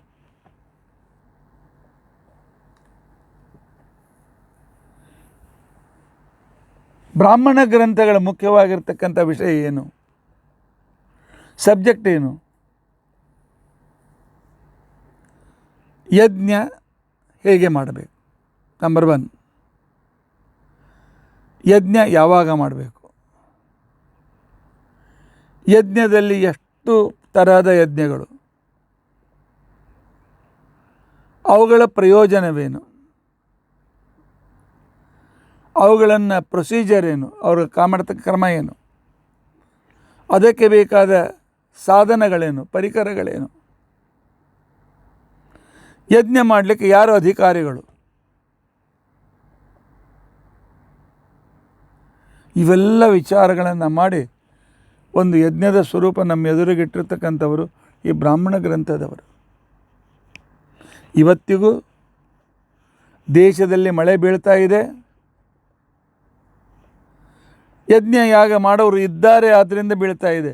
ವೈಶ್ಯದೇವ ಮಾಡ್ತಕ್ಕಂಥವ್ರು ಇದ್ದಾರೆ, ಆದ್ದರಿಂದ ಜಗತ್ತಿಗೆ ಈ ರೀತಿಯಾಗಿರ್ತಕ್ಕಂಥ ಅನ್ನ ಸಿಗ್ತಾ ಇದೆ ಎಂದು ಯಜ್ಞ ನಿಂತು ಹೋಗ್ತದೆ. ಬರಗಾಲ ಪ್ರಾರಂಭ, ಅತಿವೃಷ್ಟಿ ಅನಾವೃಷ್ಟಿ ಪ್ರಾರಂಭ. ನೆನಪಿಟ್ಕೊಳ್ಳಿ, ಯಜ್ಞದ ಲಾಭ ಅಷ್ಟಿದೆ. ಇದನ್ನು ತಿಳಿಸಿಕೊಡುವ ಗ್ರಂಥದ ಬಗ್ಗೆ ಸ್ವಲ್ಪ ಪರಿಚಯ ನಮಗೆ ಬೇಡವೇ?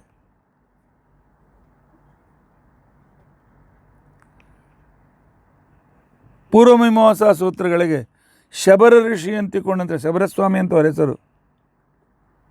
ಅವರು ವ್ಯಾಖ್ಯಾನ ಬರೆಯುವಾಗ ಹೇಳ್ತಾರೆ, ಬ್ರಾಹ್ಮಣದಲ್ಲಿ ಮುಖ್ಯವಾಗಿ 10 ತರಹದ ಸಂದರ್ಭವನ್ನು ಉಪಯೋಗಿಸಿ ಬ್ರಾಹ್ಮಣ ಗ್ರಂಥಗಳ ರಚನೆ ಆಗಿರ್ತದೆ ಅಂತಿಕೊಂಡಂತೇಳಿ ವಿವರಣೆ ಮಾಡ್ತಾರೆ. ಮೊದಲೇದ್ದು ಹೇತು, ಕಾರಣ, ಯಾಕೆ ಯಜ್ಞ ಮಾಡಬೇಕು. ಆ ನಂತರ ನಂಬರ್ 2 ನಿರ್ವಚನ, ಈ ಮಂತ್ರಕ್ಕೆ ಏನರ್ಥ, ಈ ಪರಿಭಾಷೆಗೆ ಏನು ವಿವರಣೆ, ಯಾಕೆ ಈ ಯಜ್ಞ. ಮೂರನೆಯದ್ದು ನಿಂದ, ಯಾವುದು ಇಲ್ಲಿ ಉಪಯೋಗಿಸಬಾರದು, ಯಾವುದು ನಿಷಿದ್ಧ, ಯಾವುದು ಗ್ರಾಹ್ಯ, ಯಾವುದನ್ನು ತೆಗೆದುಕೊಳ್ಳಬೇಕು, ಯಾವುದನ್ನು ತೆಗೆದುಕೊಳ್ಳಬಾರದು, ವಿಧಿ ನಿಷೇಧಗಳ. ಈಗ ಶಾಖಾವ್ರತ, ಅದು ನನಗೆ ಭಾಳ ಸಲ ದುಃಖ ಆಗ್ತದೆ. ಎಷ್ಟೋ ಜನ ತಿಳಿದವರು ಶಾಖಾವ್ರತ ಕದ ಬದಲಾಗ ಉಪಯೋಗಿಸ್ತಾರೆ. ಶಾಖವ್ರತ ಅಲ್ಲ, ಶಾಖವ್ರತ. ಪ್ರಶಂಸ ವರ್ಣನೆ ಮಾಡ್ತಾರೆ, ಇದು ಮಾಡಬೇಕು, ಇದು ಭಾಳ ಯೋಗ್ಯ ಅಂತ ತಿಳ್ಕೊಂಡು ಅಂತೇಳಿ. ಸಂಶಯ ಬರ್ತದೆ, ಯಾಕೆ ಮಾಡಬೇಕು, ಏನು ಮಾಡಬೇಕು, ಆ ಸಂಶಯದ ನಿವಾರಣೆ. ಆನಂತರ ಪ್ರೊಸೀಜರ್ದ ಕ್ರಮ, ಆನಂತರ ಇದನ್ನು ಯಾರು ಮಾಡಿದ್ದರು, ಹೇಗೆ ಮಾಡಿದ್ದರು ಅನ್ನುವ ಇತಿಹಾಸ. ಮೀಮಾಂಸದಲ್ಲಿ ವೈದಿಕರ ವೇದದಲ್ಲಿ ವೇದಕಾಲೀನ ಜನರ ಅನೇಕ ಕಥೆಗಳು ಬರ್ತದೆ, ಅನೇಕ ಇತಿಹಾಸಗಳ ವಿವರಣೆ ಬರ್ತದೆ. ಪುರಾಕಲ್ಪ, ಅದನ್ನು ಮಾಡಿದರೆ ಆಗ ಪ್ರಯೋಜನವೇನು, ಬಂದ ವಿಘ್ನಗಳನ್ನು ಆಗ ಹೇಗೆ ನಿವಾರಣೆ ಮಾಡಿಕೊಂಡರು. ಆನಂತರ ವ್ಯವಧಾರಣ ಕಲ್ಪನ, ಇದನ್ನು ಯಾಕೆ ಧಾರಣ ಮಾಡಬೇಕು, ಇದರಿಂದ ಪ್ರಯೋಜನವೇನು, ಇದರಿಂದ ಬ್ರಹ್ಮಪ್ರಾಪ್ತಿ ಹೇಗಾಗ್ತದೆ, ಯಜ್ಞದಿಂದ ಆಧ್ಯಾತ್ಮಿಕತೆಯ ಯಾವ ರೀತಿಯಾಗಿರ್ತಕ್ಕಂಥ ಯಾತ್ರೆ ನಡೀತದೆ ಅಂತಕ್ಕಂಥದ್ದು. ಆನಂತರ ಉಪಮಾನ, ಅನುಮಾನದ ಜೊತೆಗೆ ಉಪಮಾನ, ಹೀಗೆ ಪ್ರಯೋಜನ ಸಿಕ್ತು, ಹೀಗೆ ಮಾಡಿದ್ರು, ಆದ್ದರಿಂದ ಈ ರೀತಿ ನಿಮಗೂ ಪ್ರಯೋಜನ ಸಿಗ್ತದೆ.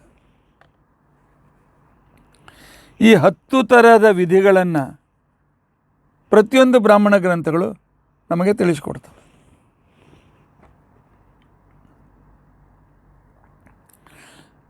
ವಿಧಿಗಳು ಅಂತಿಕೊಂಡಂತಂದರೆ ಪ್ರಯೋಜನ, ಅದ್ರ ಜೊತೆ ಕಾರಣವನ್ನು ಕೂಡ ಕೊಡ್ತಾರೆ, ರೀಸನ್ ಕೊಡ್ತಾರೆ. ಈಗ ಉದಾಹರಣೆಗೆ ಒಂದು ಯಜ್ಞ ಇದೆ, ಯಜ್ಞಕ್ಕೆ ನಮಗೆ 5 ಜನ ಬೇಕು. ಒಂದು ಯಜ್ಞ ಆಗಬೇಕಾಗಿದ್ದರೆ 5 ಜನ ವಿಧಾನ ಗೊತ್ತಿದ್ದವರು ಬೇಕು. ಈಗ 2, 3, 4, 5 ದೇವ್ರನ್ನ ನಡೆಸಿಬಿಡ್ತೇವೆ ಕೆಲಸ. 5 ಜನ ಬೇಕು. ಮೊದಲನೇದವನು ಅಧ್ವರ್ಯು. ಅಧ್ವರ್ಯುಗೆ ಅವನಿಗೆ ಯಜುರ್ವೇದ ಕಲ್ತಿರ್ತಾನೆ. ಅವನು ಯಜುರ್ವೇದ ಕಲ್ತಿದ್ದರಿಂದಾಗಿ ಯಜುರ್ವೇದದಲ್ಲಿ ಎಲ್ಲ ನಾನು ಮೊನ್ನೆ ಹೇಳಿದಂತೆ ಸಣ್ಣ ಯಾಗದಿಂದ ವೈಶ್ವದೇವಿಯಿಂದ ಹಿಡಿದುಕೊಂಡು ಸೋಮಯಾಗ, ರಾಜಸೂಯ, ವಾಜಪೇಯ, ಅಶ್ವಮೇಧಾದಿ ಯಾಗಗಳ ವಿವರಣೆ ಯಜುರ್ವೇದದಲ್ಲಿ ಬಂದಿದೆ. ಅವನಿಗೆ ಗೊತ್ತಿರ್ತದೆ. ಈಗ ಇವತ್ತಿನ ಕಾರಣ ಇವತ್ತಿನ ದಿವಸ ಒಬ್ಬರ ವ್ಯಕ್ತಿಗೆ 60 ವರ್ಷದ ಶಾಂತಿ ಮಾಡಬೇಕಾಗಿದೆ, ನಕ್ಷತ್ರ ಶಾಂತಿ ಮಾಡಬೇಕಾಗಿದೆ. ಯಾವ ಮಂತ್ರಗಳು, ಯಾವ ದೇವತೆ, ಯಾವ ಹೆಸರಿನ ಅಗ್ನಿ ಅವನಿಗೆ ಗೊತ್ತಿರ್ತದೆ. ಪ್ರತಿಯೊಂದು ಹೋಮಕ್ಕೂ ಅಗ್ನಿಗಳು ಬೇರೆ ಬೇರೆ, ಪ್ರತಿಯೊಂದು ಸಂಸ್ಕಾರಕ್ಕೂ ಅಗ್ನಿ ಹೆಸರುಗಳು ಬೇರೆ ಬೇರೆ ಇವೆ. ಪುರೋಹಿತರಿಗೆ ಗೊತ್ತಿರಬೇಕು. ಈಗ ಕೆಲವರು ರಿಟೈರ್ ಆದಮೇಲೆ, ಆನಂತರ ಕೆಲವರು ಏನೂ ಓದಲಿಕ್ಕೆ ಬರಲಿಲ್ಲ ಅಂತಂದಮೇಲೆ 4 ದಿವಸ ಯಾರಾದರೂ ಪುರೋಹಿತರ ಜೊತೆ ತಿರುಗಾಡ್ತಾರೆ, ಆನಂತರ ಸ್ವಂತ ಪೌರೋಹಿತ್ಯ ಮಾಡಲಿಕ್ಕೆ ಚಾಲೂ ಮಾಡ್ತಾರೆ. ಏನು ಹೊಟ್ಟೆಗೋಸ್ಕರ ಮಾಡ್ತಾರೆ, ತಪ್ಪದು. ಯಾವುದನ್ನು ನಾವು ಉಪಜೀವನ ಅಂತ ಸ್ವೀಕಾರ ಮಾಡ್ತೇವೆ ಆ ಬಗ್ಗೆ ನಮ್ಮ ಪ್ರಾಮಾಣಿಕತೆ ಇರಬೇಕು. ಈಗ ಬ್ರಾಹ್ಮಣ ಗ್ರಂಥದ ಬಗ್ಗೆ ನಾನು ಪ್ರವಚನಕ್ಕೆ ಕುಳಿತುಕೊಂಡಾಗ ಪ್ರಾಮಾಣಿಕವಾಗಿ ನಾನು ಬ್ರಾಹ್ಮಣ ಗ್ರಂಥದ ಬಗ್ಗೆ ತಿಳಿದುಕೊಂಡಿರಬೇಕು. ನಾನು ಏನು ಕೇಳಿದ್ರು ಗೊತ್ತಿರೋದಿಲ್ಲ ಈ ಜನರಿಗೆ, ಏನು ಕೇಳಿದ್ರು ಕೇಳಿಬಿಡ್ತಾರೆ ಅಂತಿಕೊಂಡಂತೆ ಅನ್ನುವ ರೀತಿ ವ್ಯಾಸಪೀಠದ ಮೇಲೆ ಕುಳಿತುಕೊಂಡು ನಾನು ಅನ್ಯಾಯ ಮಾಡಿದರೆ ಅದು ನನ್ನ ಅಪರಾಧ. ಗೊತ್ತಿದ್ದರೆ ಹೇಳಬೇಕು, ಇಲ್ಲದಿದ್ದರೆ ಗೊತ್ತಿಲ್ಲ ಅಂತ ಹೇಳಿ.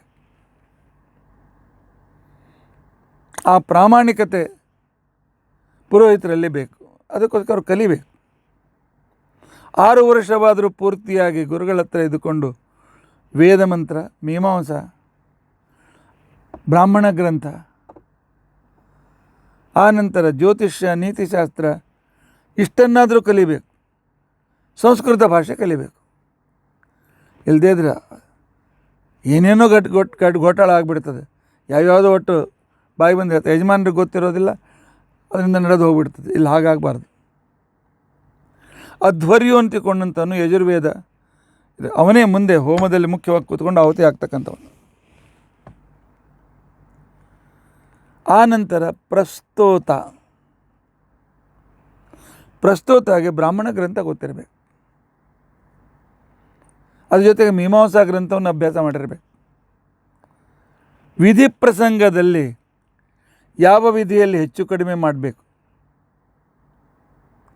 ಎಲ್ಲಿ ಸಂಕ್ಷೇಪ ಮಾಡಬಹುದು, ಎಲ್ಲಿ ವಿಸ್ತಾರ ಮಾಡಬಹುದು, ಯಾವ ಪದಾರ್ಥಗಳ ಬದಲಾಗಿ ಯಾವ ಪದಾರ್ಥ ಇಟ್ಕೊಳ್ಬೋದು, ಅಂದರೆ ಅಲ್ಟರ್ನೇಟಿವ್ ವಿಧಿವಿಧಾನಗಳು ಕೂಡ ಸರಿಯಾಗಿ ಗೊತ್ತಿರ್ತಕ್ಕಂಥ ವ್ಯಕ್ತಿ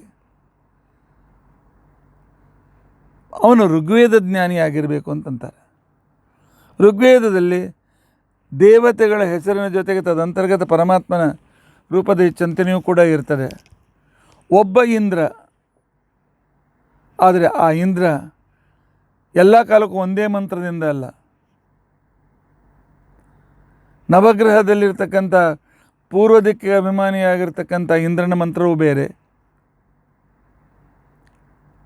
ಆ ನಂತರ ನಕ್ಷತ್ರ ಶಾಂತಿಯಲ್ಲಿ ನಕ್ಷತ್ರಾಭಿಮಾನಿ ಇಂದ್ರನ ಮಂತ್ರ ಬೇರೆ, ಆಮೇಲೆ ಬೇರೆ ಬೇರೆ ವಿಧಿವಿಧಾನಗಳಲ್ಲಿರ್ತಕ್ಕಂಥ ಇಂದ್ರನ ಮಂತ್ರಗಳು ಬೇರೆ. ಈ ವಿಧಿವಿಧಾನ ಇವನು ಋಗ್ವೇದ ಜ್ಞಾನಿ ಉಳ್ಳವನು, ಋಗ್ವೇದದ ಜ್ಞಾನಿಯೂ ಆಗಿರಬೇಕು, ಮೀಮಾಂಸಾ ಜ್ಞಾನಿಯೂ ಆಗಿರಬೇಕು. 3ನೇ ನಂಬರ್ ಉದ್ಗಾತ, ಸಾಮವೇದ ಕಲ್ತಿರಬೇಕು. ಸಾಮವೇದ ಒಳ್ಳೆ ಸುಸ್ವರವಾಗಿ ಹೇಳಲಿಕ್ಕೆ ಬರಬೇಕು. ನಾನು ಮೊನ್ನೆ ಏನೋ ಹೇಳಿದೆ, ಹೀಗಿದೆ ಅಂತ ಹೇಳಿದೆ, ನಾನು ಸಾಮವೇದ ಓದಿದವನಲ್ಲ, ಆದರೆ ಅದನ್ನು ಚೆನ್ನಾಗಿ ಅಭ್ಯಾಸ ಮಾಡಿ ಒಳ್ಳೆಯ ರಾಗದಲ್ಲಿ ಹೇಳ್ತಕ್ಕಂಥವನಾಗಿರಬೇಕು, ಸಾಮವೇದ ಜ್ಞಾತ. ಆ ನಂತರ ಪ್ರತಿಹರ್ತ ಅಂತ ತಿಳ್ಕೊಂಡಂತಂದರೆ ಇದನ್ನು ಈಗ ಇದು ಮಾಡಿ, ಇದಾದಮೇಲೆ ಇದನ್ನು ಮಾಡಿ, ಇದಾದಮೇಲೆ ಇದು ಅಂತ ತಿಳ್ಕೊಂಡು ಅಂತೇಳಿ ಆ ಪ್ರೊಸೀಜರನ್ನು ಹೇಳಲಿಕ್ಕೆ ಕೂತ್ಕೊಂಡಿರ್ಬೇಕು ಅವನು. ಪ್ರತಿ ಆಹಾರತಿ, ಇವನು ಯಜುರ್ವೇದ ಮತ್ತು ಅಥರ್ವವೇದನ್ನು ಓದಿರಬೇಕು. ಇನ್ನು ಬ್ರಹ್ಮ, ಅವನು ಹೆಚ್ಚಿಗೆ ಮಾತನಾಡೋದಿಲ್ಲ, ಅಥರ್ವವೇದವನ್ನು ಚೆನ್ನಾಗಿ ಬಲ್ಲವನು, ಅವನಿಗೆ ಸ್ವಲ್ಪ ಎತ್ತರದ ಸ್ಥಾನ. ಅದಕ್ಕೆ ನಮ್ಮಲ್ಲಿ ಇವತ್ತಿನ ದಿವಸಗಳಲ್ಲಿ ನಾವು ವಾಯುದೇವರನ್ನೇ ಬ್ರಹ್ಮ ಅಂತಿಕೊಂಡು ಅಂತೇಳಿ ಒಂದು ತೆಂಗಿನಕಾಯಲ್ಲಿ ಆಹ್ವಾನ ಮಾಡಿ ಆ ನಂತರ ನಾವು ಯಜ್ಞ ಮಾಡ್ತೇವೆ. ಯಾಕೆ? ಆ ಸ್ಥಾನದ ಅಷ್ಟು ಗೊತ್ತಿದ್ದವ್ರು ಸಿಗಬೇಕಲ್ಲ. ವಾಯುದೇವರು ಸರ್ವಜ್ಞರು, ಗೊತ್ತಿರ್ತದೆ ಅವರಿಗೆ. ಆದರೆ ಇವರು ಯಜ್ಞಶಾಲೆ ಪ್ರವೇಶ ಮಾಡುವಾಗ ಅವರೊಬ್ಬರು ಬಂದು ಕೂತ್ಕೊಂಡ್ರು, ಇವರೊಬ್ಬರು ಬಂದು ಕೂತ್ಕೊಂಡ್ರು, ಇವರೊಬ್ಬರು ಆಮೇಲೆ ಬಂದರು, ಇವರು ಸ್ವಲ್ಪ ಮೊದಲೇ ಬಂದು ಕೂತ್ಕೊಂಡ್ರು, ಹೀಗಿಲ್ಲ. 5 ಜನ ಯಜ್ಞಶಾಲೆಯಲ್ಲಿ ಒಂದೇ ವೇಳೆಗೆ ಪ್ರವೇಶ ಮಾಡಬೇಕಂತೆ. ಅದರಲ್ಲಿ ಮೊದಲು ಅಧ್ವರ್ಯು, ಅದರ ನಂತರ ಪ್ರಸ್ತೋತ, ಅದರ ನಂತರ ಉದ್ಗಾತ, ಅದರ ನಂತರ ಪ್ರತಿಹರ್ತ, ಅದರ ನಂತರ ಬ್ರಹ್ಮ, ಹೀಗೆ ಒಳಗೆ ಪ್ರವೇಶ ಮಾಡಬೇಕಂತೆ. ಹೆಚ್ಚು ಕಡಿಮೆ ಪ್ರವೇಶ ಆದರೆ ಯಜ್ಞ ಭಂಗ ಆಗ್ತದೆ. ಯಾಕೆ? ಯಾರು ಮುಖ್ಯ ಆಹುತಿ ಕೊಡೋರು ಅವ್ರು ಮೊದಲು, ಅವರಿಗೆ ಡೈರೆಕ್ಟ್ ಸಹಾಯಕರು ನಂತರ, ಸಂಪೂರ್ಣ ಯಜ್ಞಕ್ಕೆ ಇಂಡೈರೆಕ್ಟ್ ಸಹಾಯಕರು ಪ್ರಸ್ತೋತ, ಉದ್ಗಾತ,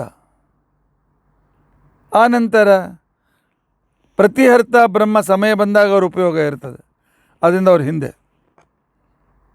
ಎಲ್ಲರದ್ದು ಪ್ರಯೋಜನ ಕೆಲಸ ಇದೆ, ಆದರೆ ಪ್ರವೇಶ ಮಾಡುವಾಗ ಈ ಕ್ರಮದಲ್ಲೇ ಪ್ರವೇಶ ಮಾಡಬೇಕು ಅಂತ ಬ್ರಾಹ್ಮಣ ಗ್ರಂಥ ಹೇಳಿಕೊಡ್ತಾರೆ. ಇದಕ್ಕೆ ವಿಧಿ ಅಂತ ತಿಳ್ಕೊಂಡು ಅಂತೇಳಿ ಕರೀತಾರೆ. ಇದಕ್ಕೆ ಕಾರಣವನ್ನು ಕೂಡ ಹೇಳ್ತಾರೆ. ಯಾಕೆ?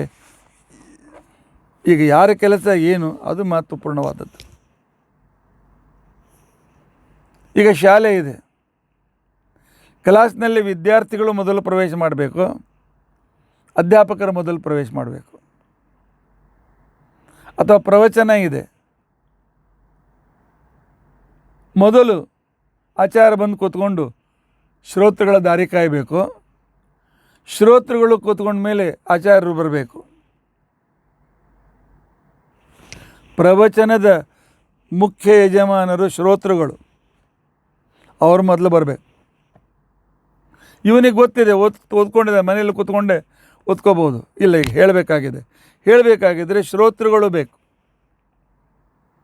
ಶ್ರೋತೃಗಳೇ ಹೋಮಕುಂಡ, ಪ್ರವಚನಕಾರನ ಮಾತುಗಳೇ ಆಹುತಿ ತುಪ್ಪಗಳು. ಎಲ್ಲ ತತ್ವಜ್ಞಾನ ಅಂತನೂ ಆಹುತಿ, ಶ್ರೋತೃಗಳ ಕಿವಿ ಅಂತನೂ ಹೋಮಕುಂಡದಲ್ಲಿ ಇವನು ಹೋಮವನ್ನು ಮಾಡ್ತಾನೆ. ಅದಕ್ಕೋಸ್ಕರ ಮೊದಲು ಹೋಮಕುಂಡ ತಯಾರಾಗಬೇಕು. ಈ ವಿಧಿಗಳನ್ನು ಬ್ರಾಹ್ಮಣ ಗ್ರಂಥಗಳು ತಿಳಿಸಿಕೊಡ್ತದೆ. ಎಷ್ಟು ಅರ್ಥ ಇದೆ ನೋಡಿಕೊಳ್ಳಿ. ನಮ್ಮಲ್ಲಿ ಪ್ರತಿಯೊಂದು ಸಲ ಏನು ಹೇಳ್ತಾರೆ ಅಂತ ತಿಳ್ಕೊಂಡ್ರೆ ಉಪಸ್ಪೃಶ್ಯ, ನೀರನ್ನು ಮುಟ್ಟು ಅಂತ ತಿಳ್ಕೊಂಡು ಹೇಳ್ತಾರೆ. ಯಾಕೆ ನೀರನ್ನು ಮುಟ್ಟು ಅಂತ ತಿಳ್ಕೊಂಡು ಅಂತ ಹೇಳ್ತಾರೆ? ಸ್ವಲ್ಪ ಹೂ ಬಂತು, ನೀರು ಪ್ರೋಕ್ಷಣೆ ಮಾಡಿ ತಗೋಪ್ಪ ಅಂತ ತಿಳ್ಕೊಂಡು ಅಂತೇಳಿ. ನಾವು ಪ್ರೋಕ್ಷಣೆ ಮಾಡೋದಕ್ಕೆ 4 ಹನಿಗಳು ಪ್ರೋಕ್ಷಣೆ ಮಾಡಿ ತೆಗೆದುಕೊಳ್ತೇವೆ. ಆನಂತರ ಕಲಶ ಪೂಜೆ ಮಾಡಿ ಆ ಒಂದು ಹೂವಿನಿಂದ ಎಲ್ಲ ಕಡೆಗೆ ಮಾಡಿಕೊಂಡು ಪ್ರೋಕ್ಷಣೆ ಮಾಡುವಾಗ ಸರ್ವೇ ದ್ರವ್ಯ ಪೂಜಾ ಯೋಗ್ಯಾನೇ ಭವಂತು. ಎಲ್ಲೋ ಅಲ್ಲೊಂದು ಹನಿ ಇಲ್ಲೊಂದು ಹನಿ ಚಡಿತದೆ. ಅದರಿಂದ ಹೇಗೆ ಪವಿತ್ರವಾಗ್ತದೆ? ಇದರ ಬಗ್ಗೆ ಶತಪಥ ಬ್ರಾಹ್ಮಣ ಹೇಳ್ತದೆ. ಬ್ರಾಹ್ಮಣ ಗ್ರಂಥಗಳು ಭಾಳ ಇಂಟ್ರೆಸ್ಟಿಂಗ್ ಇದೆ.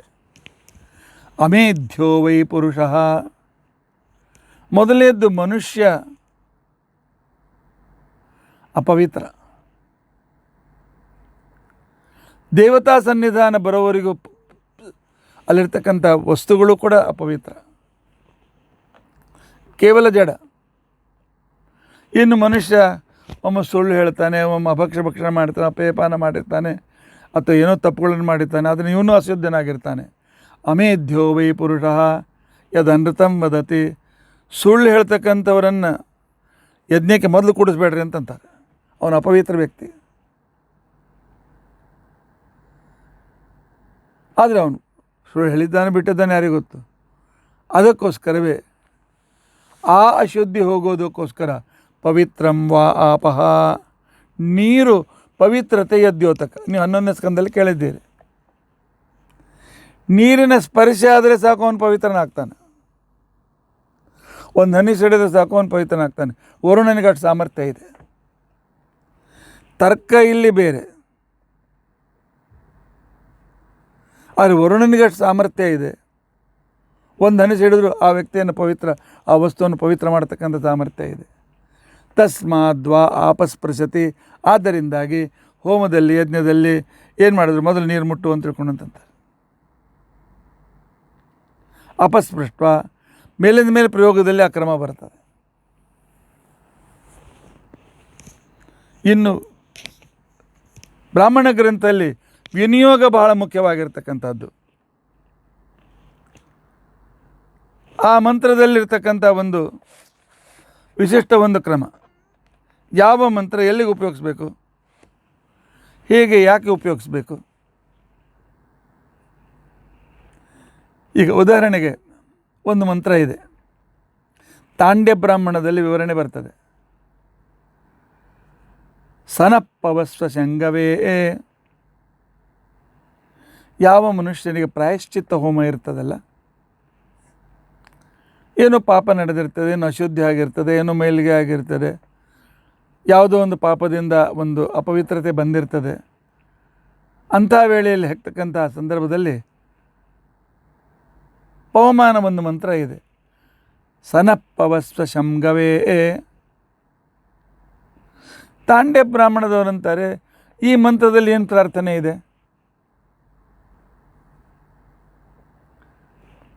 ನಮ್ಮ ಗೌ ಹಸು ಪಶು, ನಮ್ಮ ಪಶುವಿಗೆ ಏನೋ ರೋಗ ಬಂದಿದೆ, ಆ ರೋಗವನ್ನು ಎಲೆ ಪವಮಾನ ದೇವತೆ ದೂರ ಮಾಡು ಅಂತ ತಿಳ್ಕೊಂಡು ಅಂತೇಳಿ ಈ ಮಂತ್ರದ ಅರ್ಥ ಇದೆ. ಡೈರೆಕ್ಟ್ ಅರ್ಥ ಈ ರೀತಿಯಾಗಿದೆ. ಆದರೆ ಇದನ್ನು ಪ್ರಾಯಶ್ಚಿತ್ತ ಹೋಮದಲ್ಲಿ ಯಾಕೆ ಉಪಯೋಗಿಸ್ಬೇಕು? ಅದಕ್ಕೋಸ್ಕರ ಹೇಳ್ತಾರೆ, ಯಾವ ಮನುಷ್ಯ ತಪ್ಪು ಮಾಡ್ತಾನೆ, ಪಾಪಗಳನ್ನು ಮಾಡ್ತಾನೆ, ಅವನು ಪಶು ಸದೃಶ್ಯನೇ. ಯಾಕೆ? ದೇವರು ಕೊಟ್ಟ ಬುದ್ಧಿ ಉಪಯೋಗಿಸಲಿಲ್ಲ. ಅವನು ಭಕ್ಷಣೆ ಮಾಡಿದ, ಅಪೇಯಪಾನ ಮಾಡಿದ, ಏನೋ ತಪ್ಪು ಮಾಡಿದ್ದಾನೆ. ಅವನನ್ನು ಶುದ್ಧೀಕರಿಸಬೇಕಾಗಿದೆ.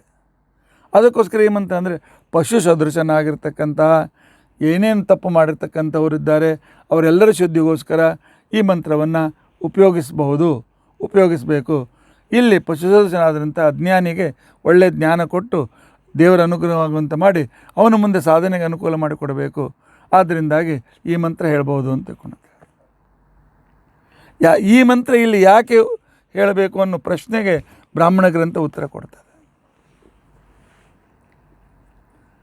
ಇನ್ನೊಂದು ಮಂತ್ರ ಇದೆ, ಅಥರ್ವವೇದದಲ್ಲಿ ಒಂದು ಮಂತ್ರ ಇದೆ. ಅದು ಋಗ್ವೇದದ ಮಂತ್ರ, ಆದರೆ ಅಥರ್ವವೇದದಲ್ಲಿಯೂ ಅದನ್ನು ತೆಗೆದುಕೊಂಡು ಹೇಳ್ತಾರೆ. ಒಬ್ಬ ವ್ಯಕ್ತಿಗೆ ದೀರ್ಘ ರೋಗ, ಭಾಳ ವರ್ಷ ಆಯ್ತು, 1.5 ವರ್ಷ ಆಯ್ತು, 2 ವರ್ಷ ಆಯಿತು, ಇನ್ನೂ ರೋಗ ಕಂಟಿನ್ಯೂ ಆಗಿದೆ. ಅದು ಕಡಿಮೆ ಆಗಬೇಕಾಗಿರ್ತಕ್ಕಂಥ ಸಂದರ್ಭದಲ್ಲಿ ಅದಕ್ಕೋಸ್ಕರ ಒಂದು ಸೂಕ್ತ ಇದೆ. ಮೈತ್ರಾವರುಣ ಸಂಬಂಧಿಸಿರ್ತಕ್ಕಂಥ ಒಂದು ಮಂತ್ರ ಇದೆ. ಆನೋ ಮಿತ್ರಾವರುಣ, 3ನೇ ಮಂಡಲದ 62ನೇ ಸೂಕ್ತದ 16ನೇ ಮಂತ್ರ. ಆನೋ ಮಿತ್ರಾವರುಣ. ಅದಕ್ಕೆ ಬ್ರಾಹ್ಮಣದಲ್ಲಿ ಪ್ರಶ್ನೆ ಮಾಡಿಕೊಳ್ತಾರೆ, ಮಿತ್ರ ಇವನು ಸೂರ್ಯ, ದಿವಸಕ್ಕೆ ಅಧಿಪತಿ. ಆನಂತರ ವರುಣ ರಾತ್ರಿಗೆ ಅಧಿಪತಿ.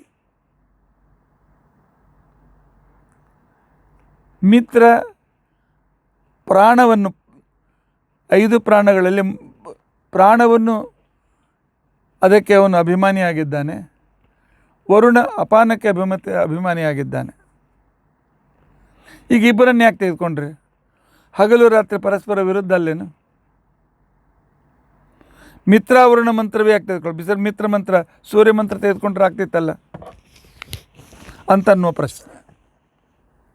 ಅದಕ್ಕೆ ಉತ್ತರ ಕೊಡ್ತಾರೆ, ದೀರ್ಘ ರೋಗಿಗೆ ಹಗಲು ರಾತ್ರಿ ಎರಡೂ ರೀತಿಯಲ್ಲಿಯೂ ಕೂಡ ಅವನ ಕಡೆಗೆ ಲಕ್ಷ್ಯ ಇಡಬೇಕಾಗ್ತದೆ. ಯಾವಾಗ ರೋಗ ಉಲ್ಬಣ ಆಗ್ತದೆ ಅಂತ ಹೇಳಿಕ್ಕೆ ಬರೋದಿಲ್ಲ. ಆದ್ದರಿಂದಾಗಿ ಪ್ರಾಣ ಅಪಾನ, ಅವನಲ್ಲಿರ್ತಕ್ಕಂಥ ರೋಗ ಹೋಗಬೇಕು, ಸರಿಯಾದ ಆಕ್ಸಿಜನ್ನಿಂದ ಅವನಿಗೆ ಸರಿಯಾದ ಆರೋಗ್ಯವೂ ಬರಬೇಕು. ಅದಕ್ಕೋಸ್ಕರ ಮಿತ್ರ ವರುಣ ಇವರಿಬ್ಬರ ಮಂತ್ರವನ್ನು ಅಲ್ಲಿ ವಿನಿಯೋಗ ಮಾಡಿದ್ದಾರೆ ಜ್ಞಾನಿಗಳು. ಈ ರೀತಿಯಾಗಿ ವಿನಿಯೋಗದ ಕ್ರಮವನ್ನು ಹೇಳಿಕೊಡ್ತಾರೆ. ಇನ್ನು ಕಾರಣ, ರೀಸನ್, ಬ್ರಾಹ್ಮಣ ಗ್ರಂಥದಲ್ಲಿ ಅಗ್ನಿಷ್ಠೋಮ ಅಂತಿಕೊಂಡಂಥ ಒಂದು ಯಜ್ಞ ಇದೆ. ಅದರಲ್ಲಿ ಉದ್ಗಾತ ಅಂತಿಕೊಂಡಂತನ್ನುವ ಸದಸ್ಯ ಇದ್ದಾನೆ. ಉದ್ಗಾತ ಗಾನ ಮಾಡ್ತಕ್ಕಂಥವನು. ಅವನು ಆ ಉದ್ಗಾತ ಏನು ಮಾಡ್ತಾನೆ ಅಂತಂದರೆ, ಯಜ್ಞದಲ್ಲಿ ಬೇರೆ ಬೇರೆ ಮಂಟಪಗಳು ಸದಸ್ ಮಂಟಪ ಅಂತ ಕೊಂಡಂತಿದೆ. ಅಂದರೆ ಎಲ್ಲಿ ಅನೇಕ ಜನರು ಬಂದು ಯಜ್ಞ ನೋಡಲಿಕ್ಕೆ ಕೂತ್ಕೊಳ್ತಾರೆ, ಅದು ಸದಸ್ ಮಂಟಪ ಅಂತ ಹೆಸರು. ಆ ಸದಸ್ ಮಂಟಪದಲ್ಲಿ ಅವನೇನು ಮಾಡ್ತಾನೆ, ಒಂದು ಅತ್ತಿಯ ಗಿಡ, ಔದುಂಬರ ಗಿಡವನ್ನು ನೆಟ್ಟು ಆ ನಂತರ ತಾನು ಯಜ್ಞಕ್ಕೆ ಬರ್ತಾನೆ. ಔದುಂಬರ ಗಿಡ ಕೊನೆಗೆ ಸಿಗದೇ ಇದ್ದರೆ ಒಂದು ಟೊಂಗೆಯನ್ನಾದರೂ ನೆಡ್ತಾನೆ. ಅದನ್ನು ಯಾಕೆ ಮಾಡಬೇಕು? ಔದುಂಬರ ಗಿಡವನ್ನು ಯಾಕೆ ನೆಟ್ಕೊಂಡು ಬರಬೇಕು ಅವನು? ಅದಕ್ಕೋಸ್ಕರ ಬ್ರಾಹ್ಮಣ ಗ್ರಂಥ ವಿವರಣೆ ಮಾಡ್ತದೆ. ಇಲ್ಲ, ಉದ್ಗಾತ ಸಾಮವೇದದ ಗಾನ ಪದ್ಧತಿಯಿಂದ ತಾಸುಗಟ್ಟಲೆ ಪೂರ್ತಿ, ಕೆಲವು ಸಲ 8-10 ತಾಸು ಒಂದೇ ಸಮನೆ ಮಂತ್ರ ಹೇಳ್ಕೊಂಡು ಗಾನ ರೂಪದಿಂದ ಮಂತ್ರ ಹೇಳಬೇಕಾಗ್ತದೆ. ಅವನ ಶರೀರದಲ್ಲಿ ಊರ್ಜಾ ಬೇಕು, ಅದ್ಭುತವಾದಂಥ ಶಕ್ತಿ ಬೇಕಾಗ್ತದೆ.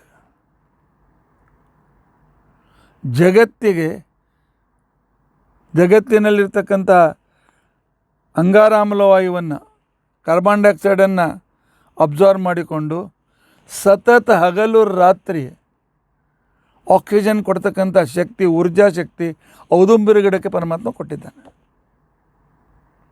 ಔದುಂಬರ ಗಿಡ ಯಾವಾಗ ಹುಟ್ಟಿತು, ಯಾಕೆ ಹುಟ್ಟಿತು, ಅದು ದೊಡ್ಡ ಕಥೆ ಇದೆ. ನಮ್ಮಲ್ಲಿ ಯಾವುದೂ ವಿದೌಟ್ ರೀಸನ್ ನಮ್ಮ ಶಾಸ್ತ್ರದಲ್ಲಿ ಯಾವ ಗ್ರಂಥವೂ ಇಲ್ಲ, ಯಾವ ವಿಧಾನವೂ ಕೂಡ ಇಲ್ಲ. ಆ ಊರ್ಜಾ ನನಗೆ ಬರಲಿ, ಆ ಔದುಂಬರ ಅಭಿಮಾನಿ ದೇವತೆ ತಾಸುಗಟ್ಟಲೆ ಪೂರ್ತಿ 24 ತಾಸು ಮಂತ್ರ ಹೇಳೋದಕ್ಕೋಸ್ಕರ ಅವಕಾಶ ಕೊಡಲಿ ಅಂತ ತಿಳ್ಕೊಂಡಂತೇಳಿ ಆ ಕಾಲದಲ್ಲಿ ಉದ್ಗಾತ ಸಂಬಂಧಿಯಾಗಿರ್ತಕ್ಕಂಥ ಪ್ರಜಾಪತಿ ನನಗೆ ಆ ಊರ್ಜಾ ಕೊಡಲಿ ಅಂತ ತಿಳ್ಕೊಂಡು ಅಂತ ಹೇಳಿದ್ದಾರೆ. ಔದಂಬರ ಗಿಡ ಧನವನ್ನು ಕೊಡ್ತದೆ, ಜ್ಞಾನವನ್ನು ಕೂಡ ಕೊಡ್ತದೆ. ಆನಂತರ ಆಗಲೇ ಹೇಳಿದ್ನಲ್ಲ, ಅಧ್ವರಿ ಯಜ್ಞಶಾಲೆಯಲ್ಲಿ ಪ್ರವೇಶ ಮಾಡುವಾಗ ತನ್ನ ಕೈಲಿ ಒಂದು ದರ್ಭದ ಮುಷ್ಟಿ ಹಿಡ್ಕೊಂಡು ಪ್ರವೇಶ ಮಾಡಬೇಕು ಅಂತ ನಿಯಮ ಇದೆ. ದರ್ಭದ ಮುಷ್ಟಿ ಯಾಕಪ್ಪ, ದರ್ಭದ ಮುಷ್ಟಿಯನ್ನು ಇಟ್ಕೊಂಡು ಯಾಕೆ ಪ್ರವೇಶ ಮಾಡಬೇಕು? ಮೀಮಾಂಸಾ ಗ್ರಂಥದಲ್ಲಿ, ಆರಣ್ಯಕ ಗ್ರಂಥ, ಇದು ಬ್ರಾಹ್ಮಣ ಗ್ರಂಥದಲ್ಲಿ ಇವೆಲ್ಲ ಭಾಳ ಸುಂದರವಾಗಿ ಬಂದಿದೆ. ಯಾಕೆ ಅಂತ ತಿಳ್ಕೊಂಡಂತಂದರೆ, ಸರ್ವಸಾಮಾನ್ಯವಾಗಿ ವೇಗಗತಿ ಗಾಳಿ ಜೊತೆ ಇದ್ದರೆ ವೇಗದಿಂದ ಹೋಗ್ತಕ್ಕಂಥ ಅಗ್ನಿ ಯಾವಾಗಲೂ ಕುದುರೆ ಮೇಲೆ ಕೂತ್ಕೊಂಡು ಹೋಗೋ ಗಡಬಡಿಯಲ್ಲಿರ್ತಾನೆ. ಅದಕ್ಕೋಸ್ಕರ ದರ್ಭ ಹಿಡ್ಕೊಂಡು ಪ್ರವೇಶ ಮಾಡಿದರೆ, ದರ್ಭ ಒಂದು ಹುಲ್ಲಿದ್ದಲ್ಲಿ ಕುದುರೆ ಬಂದೇ ಬರ್ತದೆ. ಇವು ದರ್ಭ ಇದೆ, ಆದ್ದರಿಂದ ಅಗ್ನಿ ಇಲ್ಲಿಂದ ಹೋಗೋದಿಲ್ಲ, ಇಲ್ಲೇ ಇರ್ತಾನೆ, ನಮ್ಮ ಪೂಜೆ ಸ್ವೀಕಾರ ಮಾಡ್ತಾನೆ ಅನ್ನೋದಕ್ಕೋಸ್ಕರ ಅಗ್ನಿ ಅಶ್ವರೂಪದಿಂದ ಹೋಗುವ ಅಗ್ನಿಯನ್ನು ಆಕರ್ಷಣೆ ಮಾಡಿ ಆ ಅಗ್ನಿ ಸ್ಥಿರವಾಗಿರಲಿ ಅಂತ ಅನ್ನೋಕ್ಕೋಸ್ಕರ ಅಧ್ವರ್ಯು ಅಂತ ತಿಳ್ಕೊಂಡಿರ್ತಕ್ಕಂಥವನು ತನ್ನ ಕೈಯಲ್ಲಿ ದರ್ಭ ಹಿಡಿದುಕೊಂಡು ಹೊರಡಬೇಕು ಅಂತ ತಿಳ್ಕೊಂಡಂತಿದೆ. ಆ ನಂತರ ಬಲಿದಾನ ಬಿಟ್ಟು ಉಳಿದ ಕಾಲದಲ್ಲಿ ಯಜ್ಞದಲ್ಲಿ ನಮ್ಮಲ್ಲಿ ಉದ್ದನ್ನು ಉಪಯೋಗಿಸೋದಿಲ್ಲ. ತೈತ್ರಿಯ ಸಂಹಿತಾದಲ್ಲಿ ಹೇಳ್ತಾರೆ, ಅಮೇಧ್ಯ ವೈಮಾಷಾಹ, ಉದ್ದನ್ನು ಉಪಯೋಗಿಸಬೇಡಿ ಕೇವಲ ಬಲಿದಾನದಲ್ಲಿ. ಯಾಕೆ ಅಂತಂದರೆ ಅದನ್ನು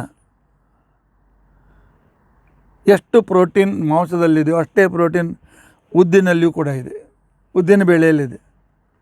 ಅದಕ್ಕೋಸ್ಕರ ಅದನ್ನು ಕೇವಲ ಶ್ರಾದ್ದಾದಿಗಳಲ್ಲಿ ಉಪಯೋಗಿಸಬೇಕು. ಯಾಕೆ, ಅವರಿಗೆ ಪಿತೃದೇವತೆಗಳಿಗೆ ಸಮರ್ಥ್ಯವಾದ ಪದಾರ್ಥವನ್ನು ಕೊಡಬೇಕು. ಆದರೆ ಯಜ್ಞದಲ್ಲಿ ಅದನ್ನು ನಿಷೇಧ ಮಾಡಿದ್ದಾರೆ, ಶ್ರಾದ್ದ ಯಜ್ಞದಲ್ಲಿ ಸ್ವೀಕಾರ ಮಾಡಿದ್ದಾರೆ. ಆ ನಂತರ ಸ್ತೋತ್ರ ಮಾಡ್ತಕ್ಕಂಥ ಸಂದರ್ಭದಲ್ಲಿ ಯಜ್ಞನಿಗೆ ಬ್ರಾಹ್ಮಣನಿಗೆ ಮೊದಲೇ ಪ್ರವೇಶ ಅಂತ ತಿಳ್ಕೊಂಡು ಹೇಳಿದ್ದಾರೆ. ಯಾಕೆ ಬ್ರಾಹ್ಮಣನಿಗೆ ಮೊದಲೇ ಪ್ರವೇಶ ಯಾಕೆ? ಅದಕ್ಕೆ ಬ್ರಾಹ್ಮಣ ಗ್ರಂಥ ಏನು ಹೇಳ್ತದೆ ಅಂತ ತಿಳ್ಕೊಂಡಂತಂದರೆ, ಬ್ರಾಹ್ಮಣನಿಗೆ ಬೆಳಿಗ್ಗೆ ಸಂಧ್ಯಾ ವಂದನೆ, ದೇವರ ಪೂಜೆ, ಆನಂತರ ನೈವೇದ್ಯ, ವೈಶ್ವದೇವ, ಅಧ್ಯಯನ, ಅಧ್ಯಾಪನ, ಈ ನೆವದಿಂದ ಹೆಚ್ಚಿನ ವೇಳೆ ಅವನು ದೇವರ ಧ್ಯಾನ ಮಾಡಲಿಕ್ಕೆ ಅವನಿಗೆ ಹಚ್ಚಿಬಿಡ್ತಾರೆ. ಉಳಿದವ್ರಿಗಿಂತ ಹೆಚ್ಚು ಪರಮಾತ್ಮನ ಪ್ರಾರ್ಥನೆ ಮಾಡ್ತಾನೆ. ಅದರಿಂದ ಬ್ರಾಹ್ಮಣನಿಗೆ ಶ್ರೇಷ್ಠ. ಇನ್ನು ಪ್ರಾರ್ಥನೆ ಮಾಡಿ ಸಂಧ್ಯಾ ವಂದನೆ ಮಾಡದೆ ಬ್ರಾಹ್ಮಣ ಇದ್ದರೆ ಅವನೇನು ಕರೆಯೋ ಅವಶ್ಯಕತೆ ಇಲ್ಲ. ಅತಿ ಹೆಚ್ಚಾಗಿ ಪರಮಾತ್ಮನ ಪ್ರಾರ್ಥನೆ ಮಾಡಿ ಅವನಲ್ಲಿ ಪವಿತ್ರತೆ ಬಂದಿರ್ತದೆ. ಆದ್ದರಿಂದ ಅವನು ಶ್ರೇಷ್ಠ ಅಂತ ತಿಳ್ಕೊಂಡು ಅಂತ ಹೇಳಿದ್ದಾರೆ. ಇನ್ನು ದಧಿಗೆ ಯಾಕೆ ದಧಿ ಅಂತ ಹೆಸರು ಬಂತು? ಉದಕ ಅಂತ, ನೀರಿಗೆ ಉದಕ ಅಂತ ಹೆಸರು ಯಾಕೆ ಬಂತು? ಇದರ ನಿರ್ವಚನವನ್ನು ಕೂಡ ಕೊಡ್ತಾರೆ ಬ್ರಾಹ್ಮಣ ಗ್ರಂಥದಲ್ಲಿ. ಈಗಾಗಲೇ 1 ಗಂಟೆ ಆಗೋಗಿದೆ, ಆದ್ದರಿಂದಾಗಿ ಬಹಳ ನಾನು ಹೇಳೋದಿಲ್ಲ. ಸೃಷ್ಟಿ ವರ್ಣನೆಯನ್ನು ಮಾಡ್ತಾರೆ. ಸೃಷ್ಟಿ ವರ್ಣನೆ ಮಾಡುವಾಗ ಐತರೇಯ ಬ್ರಾಹ್ಮಣದಲ್ಲಿಯೋ ಅಥವಾ ಇನ್ನೊಂದು ಬ್ರಾಹ್ಮಣದಲ್ಲಿಯೋ, ಬಹುಶಃ ಶತಪಥ ಬ್ರಾಹ್ಮಣದಲ್ಲಿ ಒಂದು ಪ್ರಶ್ನೆ ಬರ್ತದೆ. ಯಜ್ಞ ಮಾಡುವ ಅಧಿಕಾರ ಬ್ರಾಹ್ಮಣ, ಕ್ಷತ್ರಿಯ, ವೈಶ್ಯರಿಗೆ ಮಾತ್ರ ಕೊಟ್ಟಿದ್ದಾರೆ, ಶೂದ್ರರಿಗೆ ಯಾಕೆ ಕೊಡಲಿಲ್ಲ? ಅವರು ಕೂಡ ಪರಮಾತ್ಮನ ಮಕ್ಕಳೇ ಅಲ್ಲ. ಪರಮಾತ್ಮನ ಪಾದದಿಂದ ಹುಟ್ಟಿರ್ತಕ್ಕಂಥವ್ರು, ಪಾದನೂ ಅಷ್ಟೇ ಮಹತ್ವದ್ದಿಲ್ಲ. ಅದಕ್ಕೋಸ್ಕರ ಬ್ರಾಹ್ಮಣ ಗ್ರಂಥ ರೀಸನ್ ಕೊಡ್ತಾರೆ.